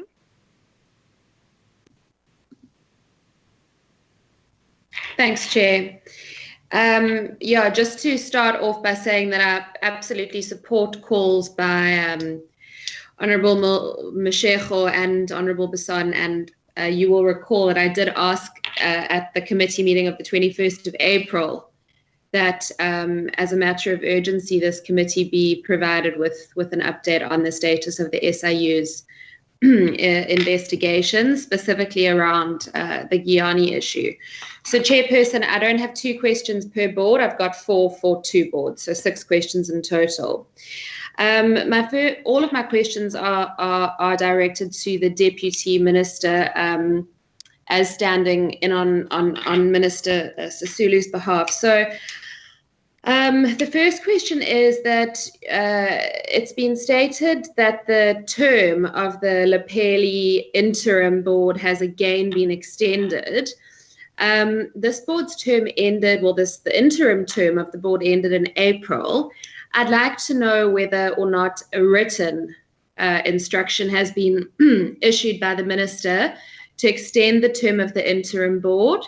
And can the Minister also provide us with the specific legislative provision in terms of which the Minister relied on in extending the interim term of the interim board? My understanding from the Water Services Act is that there is in fact no provision made for the provision of an interim board. That's the first question. The second is that this same Lepeli Northern Water Board has been acting now for months and months and months, dating back to over 10 months. Can the Minister please explain to us and provide the committee with substantive reasons as to why a board has not been finalised? It's been a constant ongoing complaint of the members of this committee, and it's been tabled in a number of recommendations of external reports that interim boards, acting appointments lack the authority to execute real and lasting change. So can we please have substantive reasons as to why this board has still not been finalised? And then, Deputy Minister, on the 7th of May, the Minister issued a press release noting that the very same CEO who presented to us today has been placed on precautionary leave and suspended. Can the Deputy Minister, on behalf of the Minister, please let us know if the Ministry made a mistake in their media statement, because the public and the members of this committee were told that the CEO was suspended on the 7th of May. There's been no further communication, but yet here before us sits the allegedly suspended CEO. Can we have clarity on that? And then in regards to Amatola, also Deputy Minister, on behalf of the Minister, on the 2nd of May, the Minister released a media statement noting, and I quote, "The Amatola Water Board has long been characterized by instability and infighting, which has rendered Amatola water dysfunctional. Minister Sisulu has now concluded that ending the term of the current interim board and appointing legal administrators to manage the affairs of Amatola is the only practical solution to addressing this instability." Then on the 4th of May, the outgoing board released a statement thanking the Minister for their term and supporting her decision for their disbandment, agreeing that they will step aside and be replaced by legal administrators. Yet today, we have members of the same board that was dissolved by the Minister presenting to us. Has the board now been reinstated? Have the legal administrators been suspended? What is going on? We had a board appointed in January. The board was then dismissed. A legal appointer was appointed. Now we've got members of the board that was disbanded presenting to us today. Can we please have clarity? Then also further to Amatola, the CEO, the acting chief executive,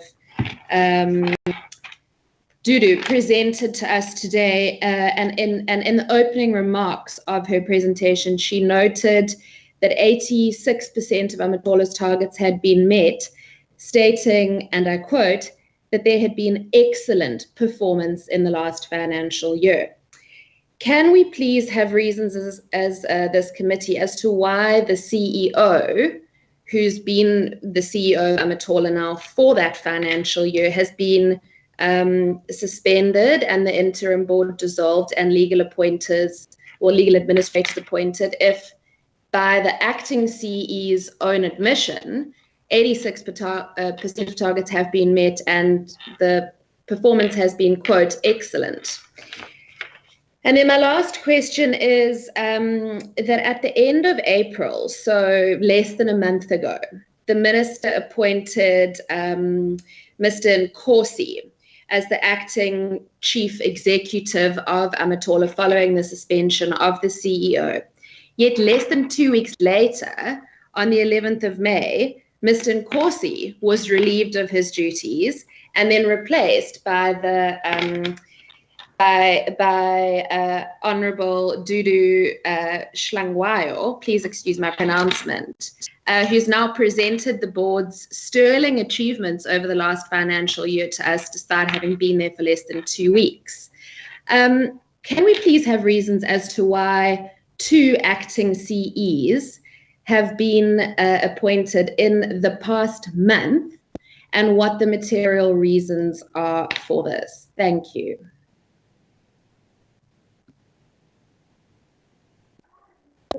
Thank you very much, Honorable Powell. Honorable Connie.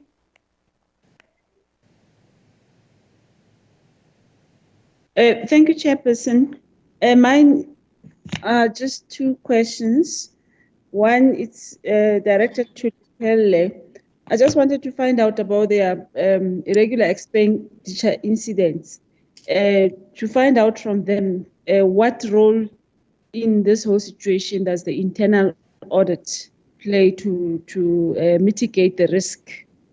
The second one is directed to all the boards. In terms of being satisfied that there has been transformation in the water sector.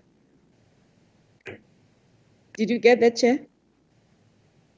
Hello? Yes. Did you get what I was saying? Yes, Honorable Member, continue. Okay, no, that was my last question. It's directed to 3 boards, asking if are they all satisfied that transformation has taken place in the water sector. Thanks. Okay, thank you very much. Tafeni.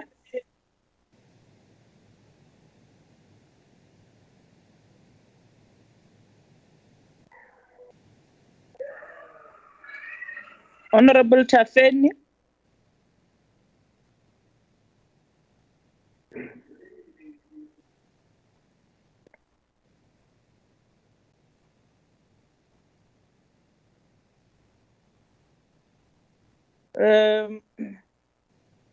I think this is the list that I've been given.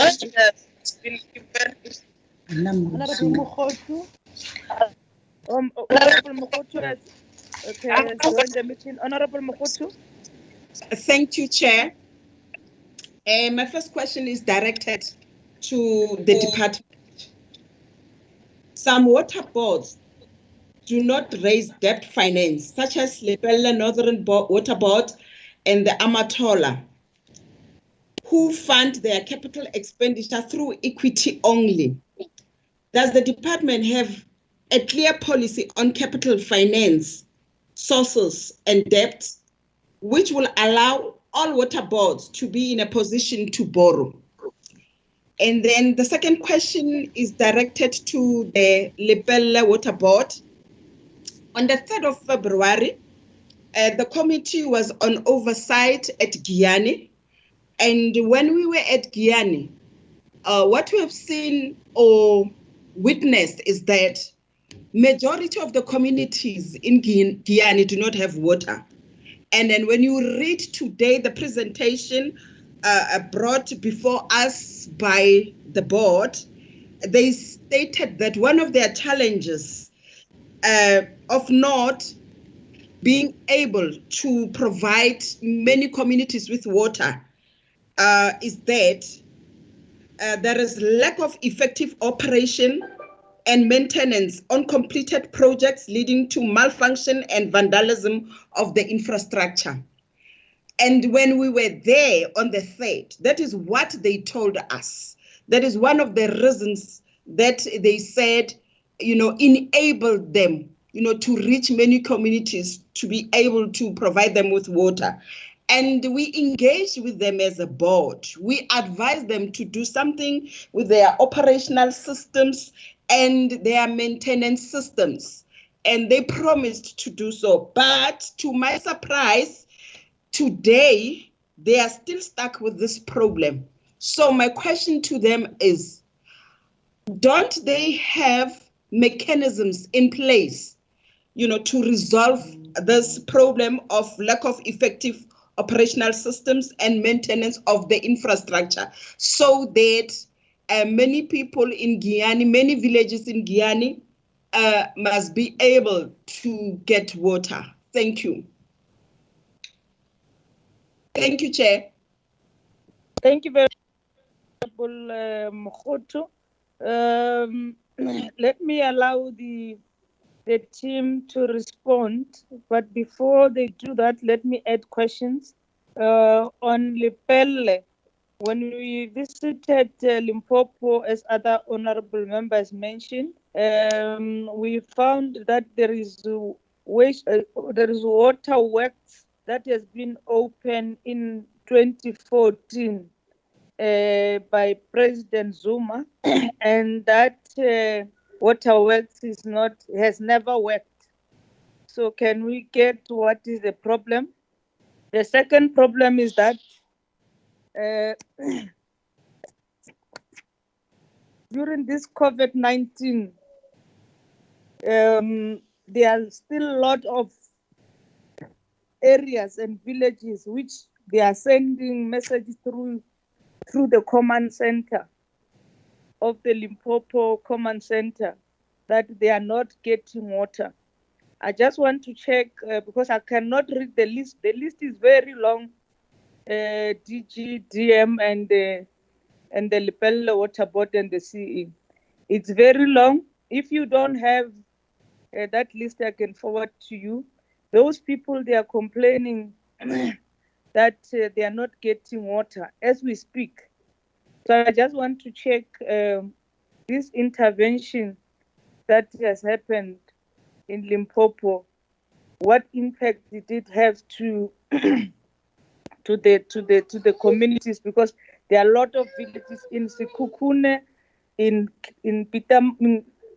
Capricorn, in Vembe. I even went to one traditional leader called Masia after he has addressed the media.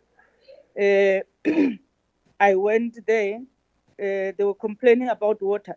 Throughout the province, there is a generally problem of water. Just want to check, because they've loaded those things on the command center of department, and which all of you had access. I want to know what is happening now.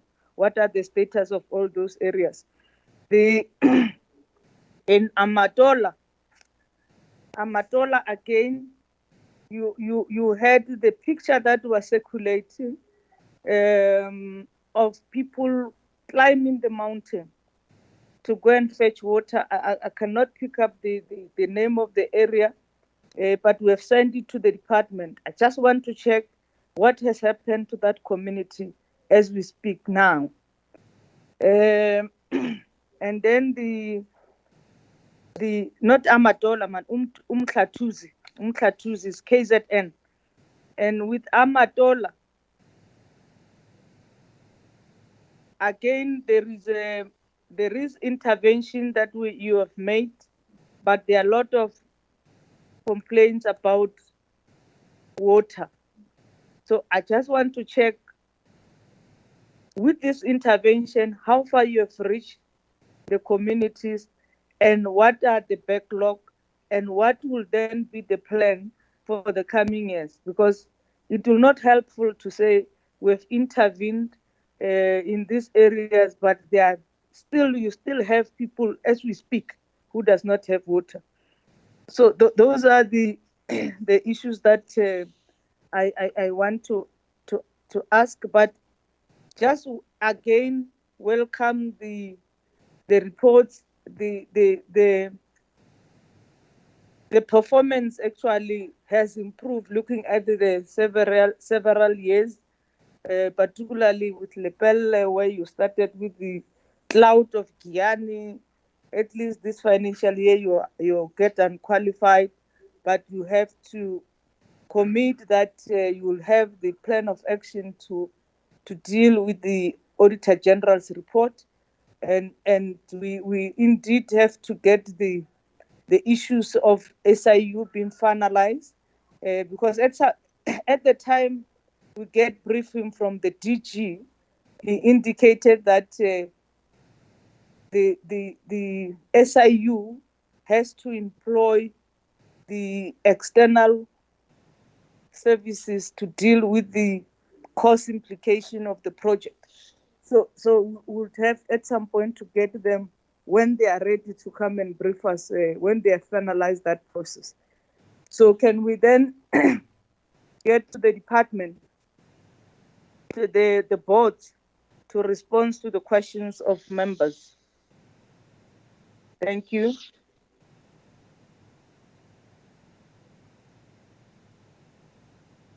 Can we start with Lepelle?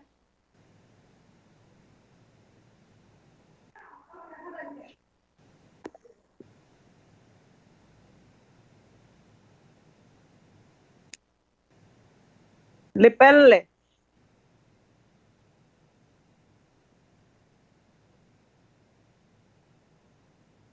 DG? Yeah, we have been unmuted, Chair. Okay, thank you. Thank you. Thank you very much. I'm going to respond to one or two things, and the officers who are here will then assist, and the chairpersons of the committees who are here will then assist on the questions of Lepelle. Chair, let me respond to the issue raised by the Portfolio Committee member, Honorable Zeke, on the issue of the investigations pertaining to the now suspended chairperson of the board.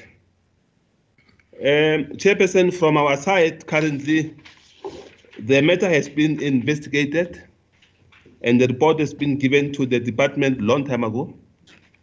And we even met the current Honorable Minister ourselves some time ago, where we also confirmed that the report has indeed been sent to the previous Honorable Minister. So that matter is now out of our hands. The report is there long time ago. The Minister will then attend to it. Now, regarding the issue of Giyani, Chair, I'm just going to say a few things on it. I'll be filled up by the CE and the officials.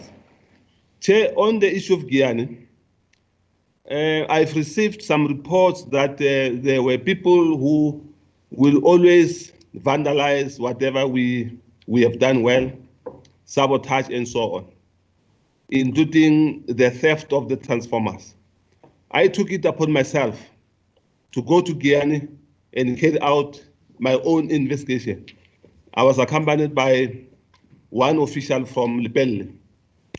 And I was able to see that at least, not to all the boreholes, to some of them, real progress has been made, water is flowing.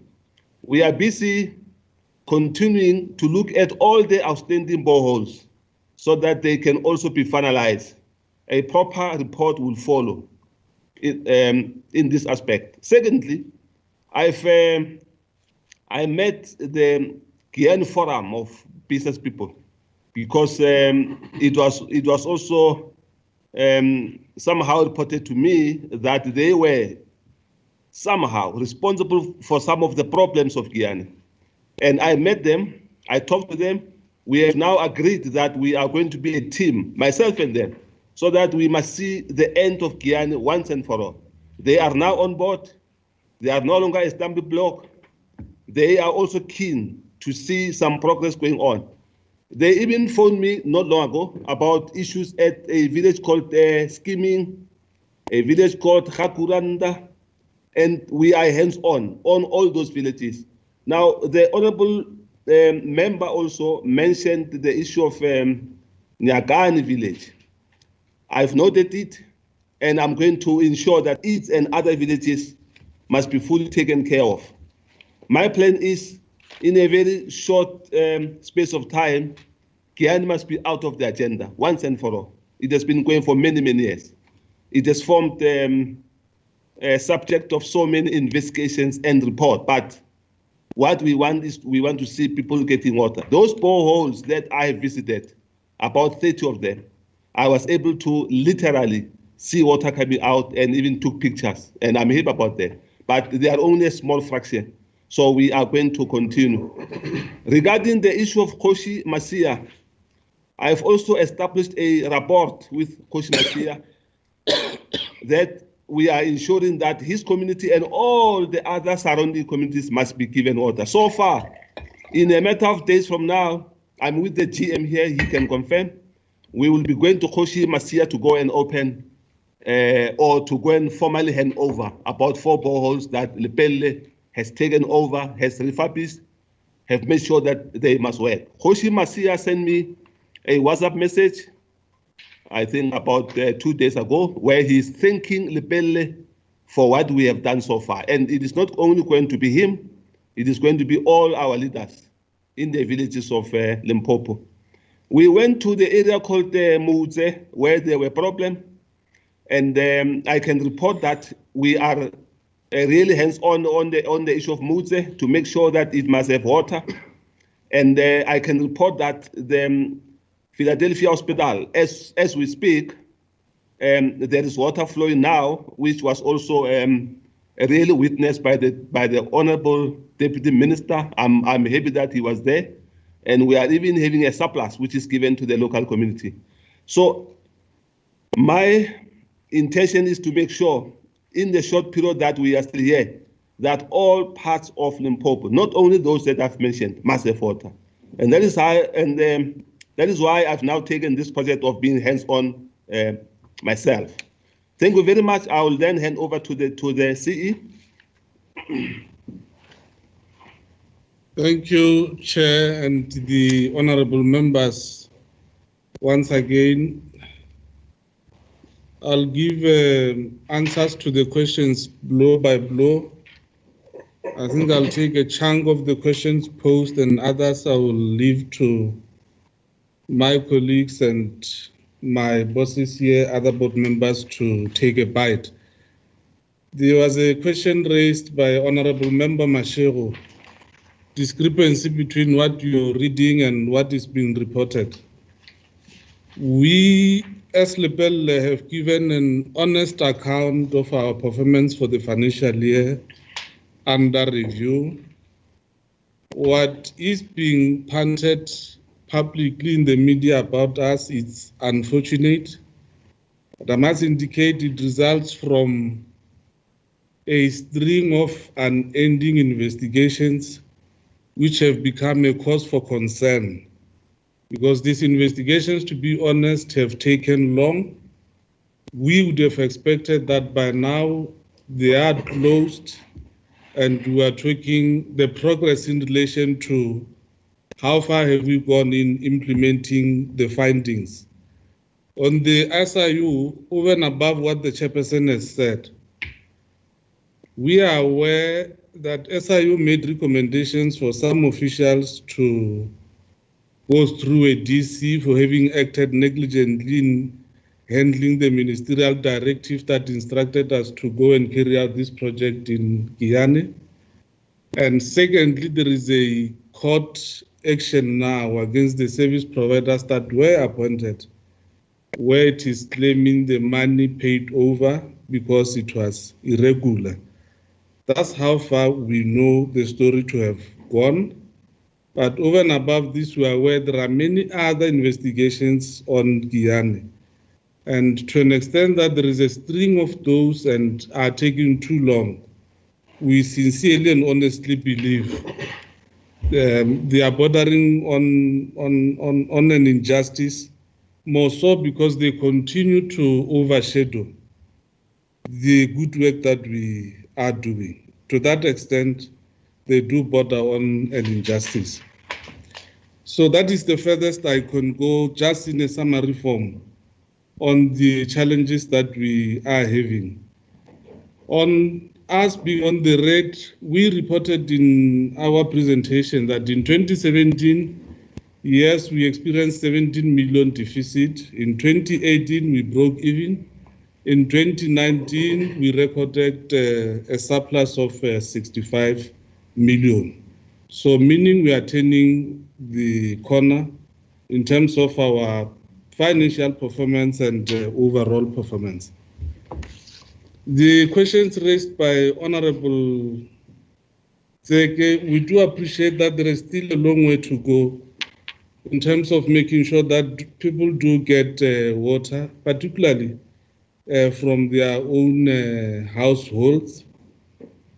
We are working tirelessly with the municipality and the province, the provincial government and the provinces led by the Chief Director to make sure that we do achieve this.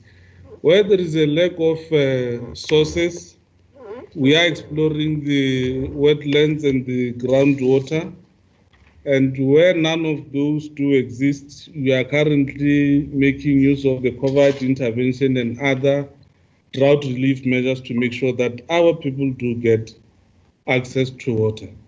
I indicated in the presentation that we have got Limpopo Water Master Plan. We have got our own instrument coming out of the infrastructure conditional assessment, which guides how far should we go in making sure that at a particular time, in line with given milestones, we can achieve the water supply backlog that the province is currently experiencing. The point of the investigations launched, I think I've already touched on it. We would be glad if there can be a point where every investigation that is being carried out is done and the fundings are made and implemented. But being subjected to a string of unending investigations would result in the concern that the Honourable Member Mashego raised, the discrepancy between what we continue to read about you and your actual performance.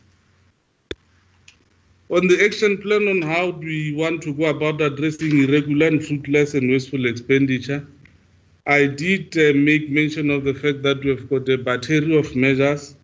Some of those is ongoing training between our SEM officials and National Treasury.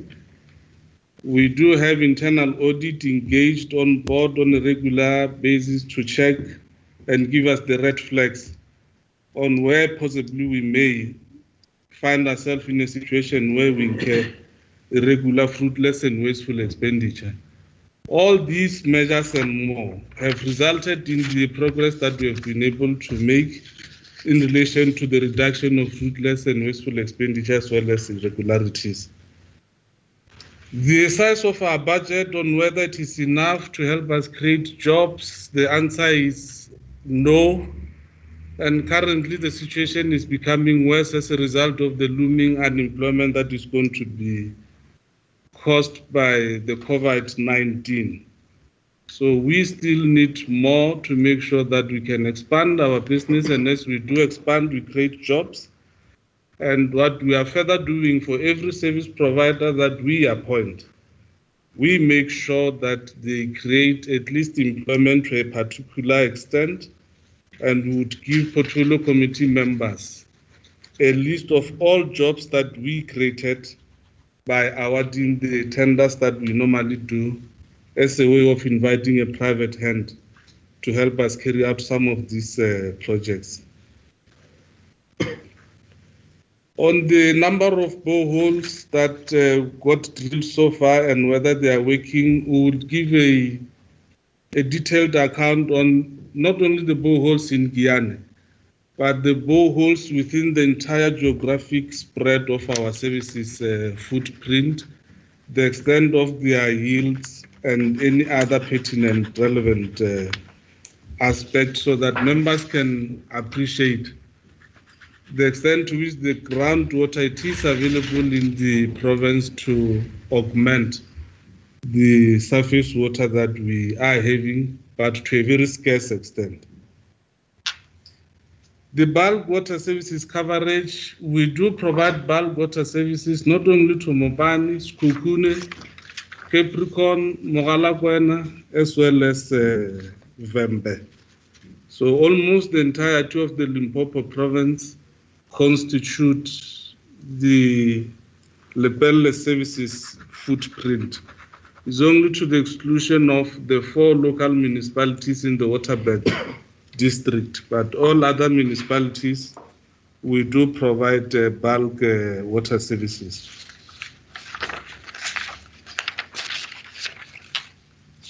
There was another question on whether the board does have a platform for collective engagement. We have got SAU, but currently it's experiencing some dysfunctionality, and there are measures to resuscitate it so that interaction can continue to take place at this level as water boards, where we share experiences on the good and the best that we may be experiencing in our individual's area of operation. On the point raised by Honorable Basson that the SIU has to present the report to the portfolio committee, I think this is welcome.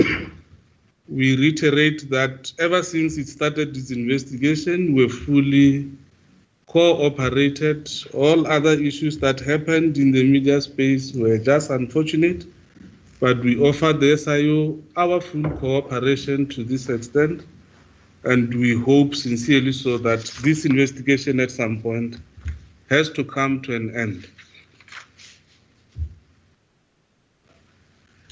The questions raised by the Honorable Mutlala, our debtors days being very high, I think the CFO will give a bite, but to an extent that it relates to our debt collection. We do have debt recovery agreements now with our municipalities that are owing us huge sums of money. Sekhukhune being one of them, as well as Mopani. They are paying or honoring the terms and conditions of the agreement. We hope that in the next reporting cycle we would have recorded some improvements in terms of reduction of our debtors days from 500 to 200 odd days.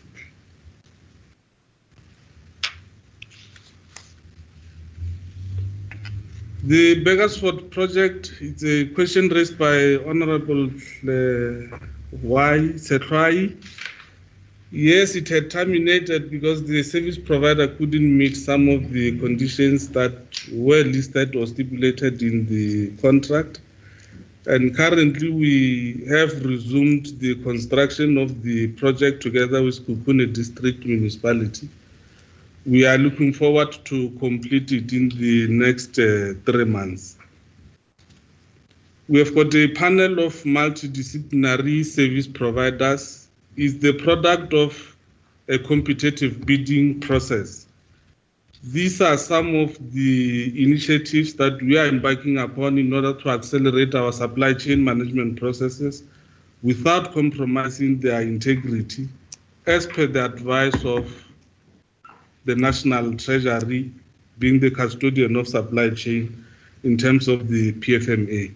So we've got a panel of the engineers and the contractors for the nature of the services that we normally enlist from the private hands for any project that we want or wish to appoint on an accelerated basis. London in Sami pipeline, yes, it's at 47.6%. We have had some delays in relation to the toi-toi by some of the communities around Malamulele who wanted this pipeline not to pass straight to Giyani, but there has to be measures to make sure that they too can get water from the same pipeline. We are now seized with ongoing engagement with the traditional leadership of those communities, together with the Department of Human Settlement, Water and Sanitation in Limpopo, to make sure that we get the resolution of the matter. In terms of our own determinations, if there can't be further delays coming out of these disruptions, we wanted to be done by September, a target that is now looking way unlikely. But in the absence of scientific facts, we wouldn't want to give members any other target other than what we had originally planned. Meaning whatever we are doing, we still have September as a targeted deadline for completion.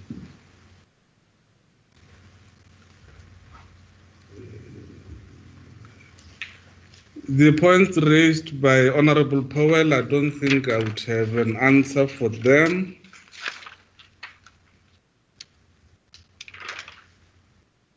There was a question raised by Honorable Kony, the regular expenditure incidents, what is the role of internal audit? I've indicated that internal audit is playing a very critical role in making sure that we do reduce these incidents, and the fact that we have recorded this sharp reduction in the incidence of irregularities this year, or the financial year in question, can partly be largely attributed to the involvement of our internal audit unit in our procurement systems, not actively participating, but raising red flags in terms of the issues we have to take into account so that we can avoid any irregularity. The water sector transformation, I think this question is way too loaded. It has got a number of dimensions. I'll touch on the HR. Gradually, we do have historically disadvantaged people who are developing interest in the water-related jobs, females being some of them. Number of our plants are currently being manned by properly qualified females, a situation which was never obtaining before 1994. On the BEE spending, to an extent that it relates to transformation, yes, we do have many of our black engineers and consultants participating.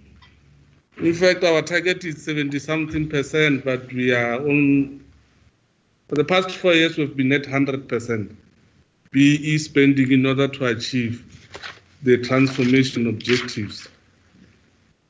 The biggest challenge is transformation to, or in as far as it relates to water allocation or water equity. We still have got too much of the water going for agriculture or the farmers than it goes for consumption. So these issues can never be dealt with decisively by the boards themselves to the exclusion of the leader in the sector, which is the department. And to an extent, we remember very well the current 2 pieces of legislation that are undergoing a review process seek to address some of this water sector transformation in a number of dimensions.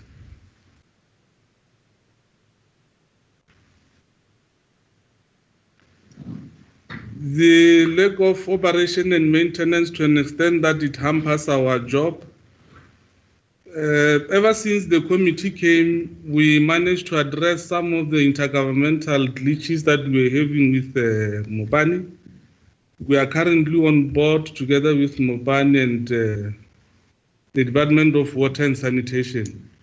The success story that the chairperson was just talking about is the result of an improved working relationship between or amongst the 3 organs of state.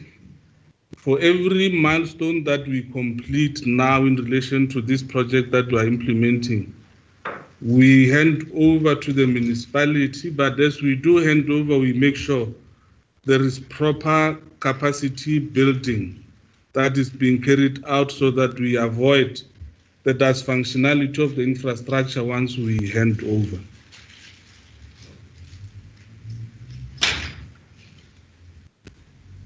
The questions raised by the chair that there was a 6 megaliter water works that were not working the time the committee was here. The answer is true, it was not working, but Mobani has appointed a service provider to restore it to proper functionality. That was the 6 megaliter extension over and above the 30 megaliter extension of the old works in Nsami. So Mobani is currently busy making sure that the work is being restored to functionality.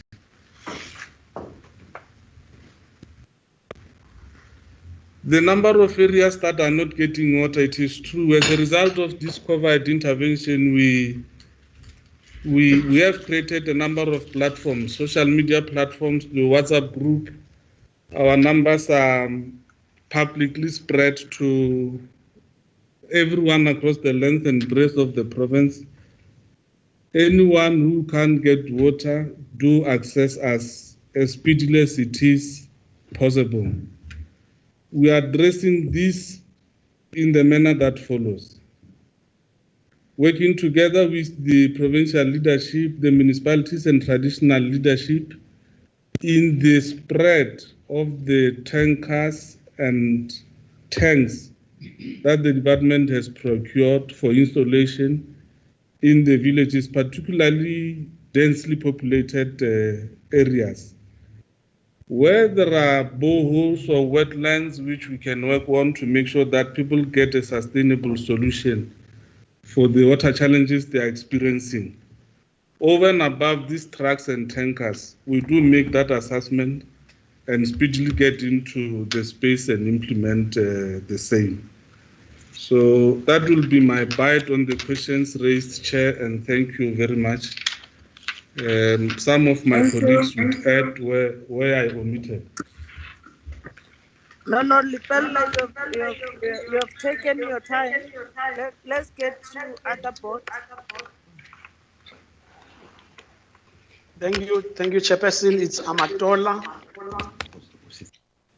Chairperson, I want to respond firstly to the question which was asked relating to whether the budget is enough in creating jobs, particularly for young people, women and disabled people or people with disabilities. Chairperson, I want to state it categorically that as the CEO of the previous board has presented, the money is really not enough. We would definitely, as a board, wish to get more funding so that we can actually make sure that the young women and disabled people get employed, but due to the budget constraints. In our situation, Chairperson, I wish to state that this was even made worse by the fact that you would know that we were hit by the worst drought in this current period. So funds had to be redirected to try and alleviate the drought, Chairperson.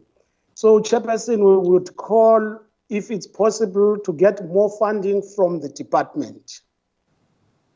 Secondly, Chairperson, there was a question which was asked as how do we report on a 6-year period to say we got unqualified report whilst we are only an interim board.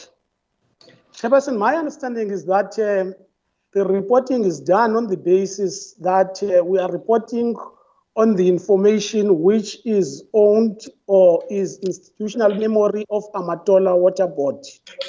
Members come and go of the board, but the memory, institutional memory of the board remains. So we are reporting on the basis of that.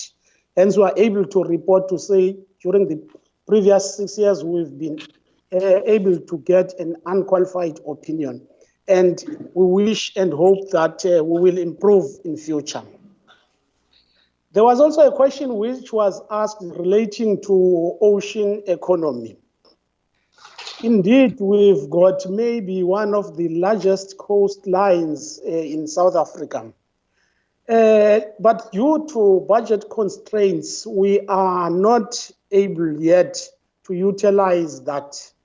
But we are doing a project which is in the Albany district, somewhere in the Sarapatman around the Port Elizabeth area, where we are testing this issue of desalination of water, that is changing it from salt water to drinkable and usable water.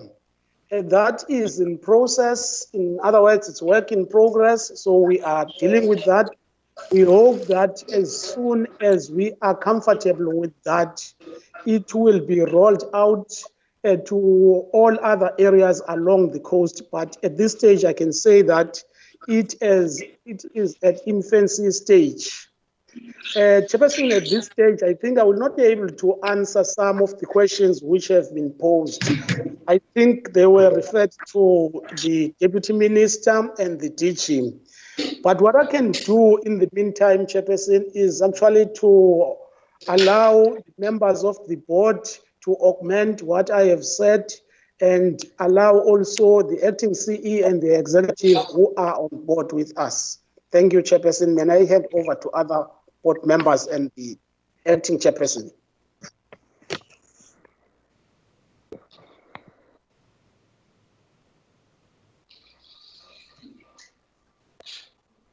With your permission, Chairperson.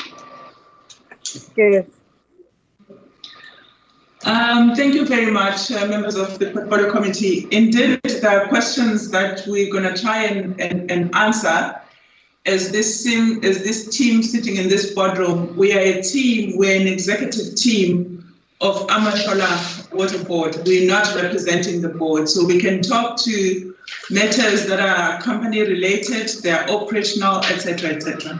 So the first item will relate to the issues around the action plan to deal with irregular and fruitless expenditure, and I would like the CFO to deal with that. The issue around Amatola being under administration, I will pass it on to, I'm delegating upwards, Chairperson, but I will pass it on to the Director General acting, Mr. Tangana, but also the question around the interim board status and the issue of the suspension, but also the issue of the removal of Mr. Nkosi. So I think he will handle those matters. Just to clarify, there was a question on Dudu which the honourable member could not pronounce. I am Dudu I'm acting in the role of the acting chief executive at Amatola Board. I'm not a board member, in other words. Then the issue of transformation, I think, has been dealt with by Mr. Songo. Thank you very much. CFO. Thank you, Chair.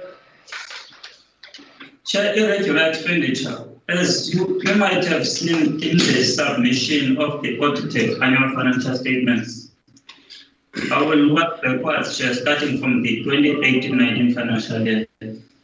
2018-19 financial year, Chair, we had about 22.6 million irregular expenditure.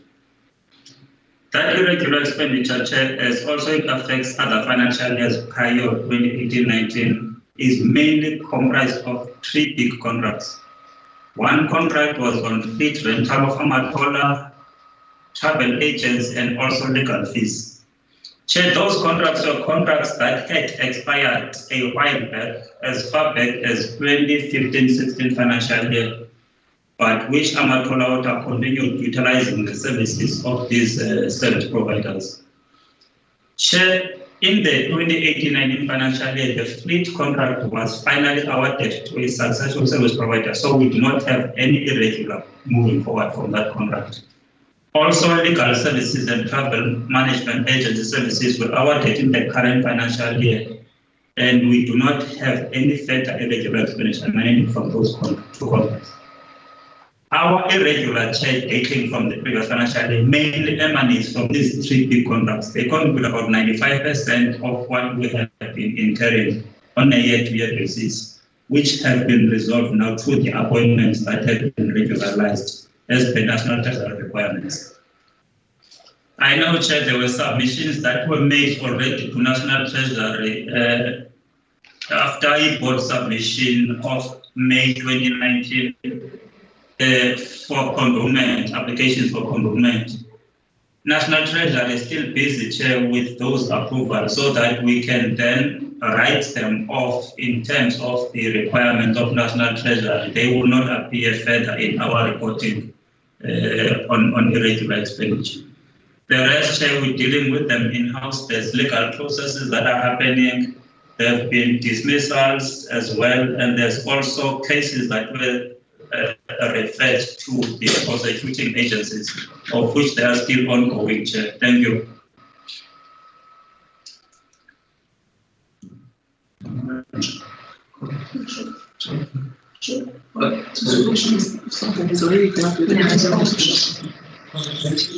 Thank you very much. Is Acting Chair want to say something?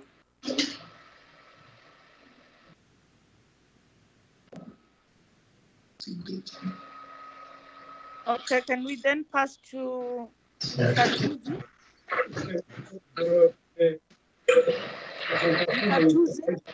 Yes, Chair. I hope I'm audible, Chair. You are? Just to respond to the few questions that were raised on Katuzi, I think my colleagues responded to the issue of the budgets, if they are enough to deal with issues of job creation. The budget, Chair, is never enough to deal with the issue of the challenge on job creation. But Chair, as Katuzi Water, I just want to place it on record that for the total staff complement of 210 people we have on board, 43% of those people is youth, people below 35. That's for record. And as we continue to implement our projects, we enforce the issue of local labor, but we are constrained by issues of budgets across Chair, and we will continue to do the best we can to contribute towards the growth, towards employment creation as an organization. This applies to issues of what I raised, Chair, that post financial statement issues 50% of our workforce is women. The issue, Chair, around our participation in the oceans economy, I think, Chair, we've got the Richards Bay Industrial Development Zone in our area of jurisdiction. It deals in the main with all areas that relate to economic development in this hub. But as the Water Board, when we were looking at our water availability, we're looking at 3 pillars: extraction of fresh water, which is what you'll find in the rivers and various streams; the grey water, which is the water reuse, as well as seawater. When we were doing the issue of prioritization in terms of all these 3 areas, the issues of cost in all these projects comes into effect. And depending on the level of appetite for the Water Board, we will then tend to lean towards which initiative will be cost effective for us to deal with issues of infrastructure development. As it stands, I know, Chair, there's still a myth that there are technologies that are cheaper to deal with desalination. I'm yet to see something that can be tested that is cheaper. Desalinated water, Chair, from a services point of view, is one of the most expensive water, particularly because we're going to be transferring this cost to the end user. I think it's one of those things that sits in the periphery, but it's there as water guarantee for availability, and it's sitting as risk-free in terms of our priorities, and it's something that we're looking at. It's something we've not thrown away, as it were. The issue around the honourable member, who was raising that there is no water in Zululand, in Kabialinga, Jozini, and all related areas. And there's no other way of responding to this question without sounding condescending. Chair, the role of the water boards has got to be clearly defined and understood. That we've got parameters within which we perform our functions as water boards. And this role is going to be understood within the context of the role of water service authorities, which are the district municipalities and secondary cities. And they're responsible for services of providing water from our bulk pipeline that we are providing them to the tap. Ours is to provide water from the source, which is the rivers and the dams, into the pipeline, and they are responsible for taking that into the tap. Now, if, for instance, in Ward 11, in Mfolos, there is no water, the King Cetshwayo District Municipality as a water service authority has an obligation to ensure that there is water that is flowing in the taps of Mfolos municipality. It's a matter that falls outside my jurisdiction as the water board. There are regulatory issues, Chairperson, that have always been on the table. The colleagues in the department, I'm sure they can talk much better than I can do on this matter, around issues of regulatory review to deal with issues of the role that we can play on dealing with issues of from source to tap, and what role the water boards can play where the water service authorities are found to be wanting in failing to discharge on this function. If we were to intervene in Ward 11, for instance, of Mfolos, and because it falls within our jurisdiction, if it falls within the criteria of those issues to consider as CSI, then it falls squarely on things that we can consider from that perspective. But from a perspective of a constitutional obligation, it is that responsibility of a water service authority, being King Cetshwayo, which we are supplying with bulk for record. But it falls outside that money. But Chair, also just to underscore the point here, we cannot overreach and introduce ourselves as the water boards to the district municipalities and begin to perform some of these functions that are their mandates without following protocols, because they will come back to the authorities such as yourselves to say water boards are beginning to overstep on mandates that do not belong to them and start reading the Riot Act. And in this regard, will be found wanting. And I think it's an issue that needs to be harmonized from a regulatory perspective so that we are clear about the rules of engagement and the responsibilities it were. However, communities know no law. When they are looking for water, they are looking for water.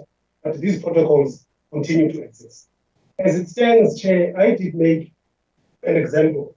That in Jozini, for instance, we invested 1.1 billion rands on a water treatment works that produces 40 megaliters of water per day. But it only distributes 25% of that water. The issue there in Kanyabude is around reticulation. We've got the bulk, and we're producing water because we're responsible for that O&M. The municipality does not have requisite budgets from the MIG and other revenue streams financially to deal with the demand, to deal with reticulation, even though we have built the state-of-the-art facility. So they need to catch up so that they're able to tap into the already existing water infrastructure that has been built in that Jozini Dam so that communities can continue to tap into that water source. I've indicated that they gave us about 30 million rands to help them fast-track the reticulation issues as part of secondary bulk. But 30 million rands vis-a-vis the population that is not covered in the area, 30 million rands is the drop in the ocean. I think the issue of reprioritization of some budgets, OCTA has got to be brought into the discussion. Treasury has got to be brought into the discussion. We've got to harmonize and synchronize our funding streams if we want, in the end, to realize water for all communities in South Africa. Otherwise, we'll forever assume that it's the responsibility of Mkatuze, yet it remains somebody's responsibility, and we have not synchronized and coordinated our approaches. The issue of 35 million rands condoned by the board. Why it was condoned by the board and the matter is not been clear. The reason why the report suggests that the matter was condoned by the board, we've been guided by the Treasury guideline, which was effective on the 3rd of December 2019, which states that if the entity or the accounting institution has submitted resounding reasons for condemnation to Treasury, and the response or the condemnation is not favorable, or the response is not forthcoming from Treasury, within the reasonable time, that entity may request its accounting authority to approve or condone as such. In this regard, our interpretation of reasonable, we submitted all the documents to Treasury for condonation, and we waited for 7 months. So the onus on us when AG came in to test if we followed the guideline correctly were to prove that we've done the submission, we've consistently followed with Treasury week in, week out, month in, month out, and there was nothing forthcoming as a response. Therefore, we had to take a decision to refer the matter to the board, which is empowered by the same piece of legislation, which is the guideline by Treasury, that it could take that decision. And with the onus was on us to prove that we did follow all the steps.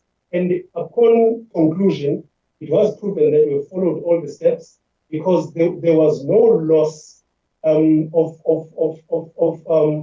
resources by the organization, because the benefit was derived out of the money that was spent.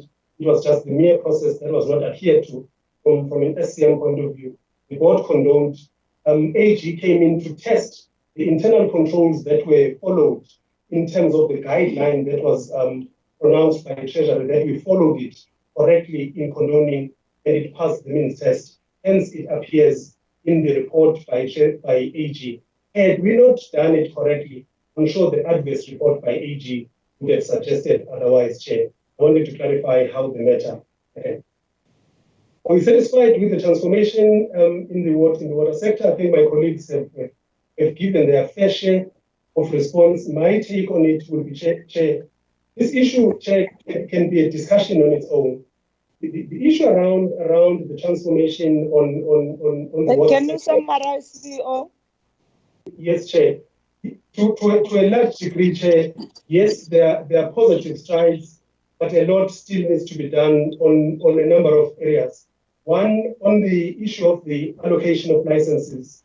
Who is allocated license to abstract and for what purpose? And in the end, how much of that water is designated for the use of for consumption of people on the ground? If you reconcile, you will get your answer, and you can either conclude whether there is equity on that or not. Finally, the issue that was raised, Chair, on the picture of the communities climbing mountains to go and fetch water, I would really plead with the Honourable Chairperson, if through the Secretariat we could be furnished with the details of those communities and would follow through on the accession, and through the written submission, we could be able to provide the responses and what we can do to support in the area where we can. Thank you, Chairperson. Thank you very much, DG and DM.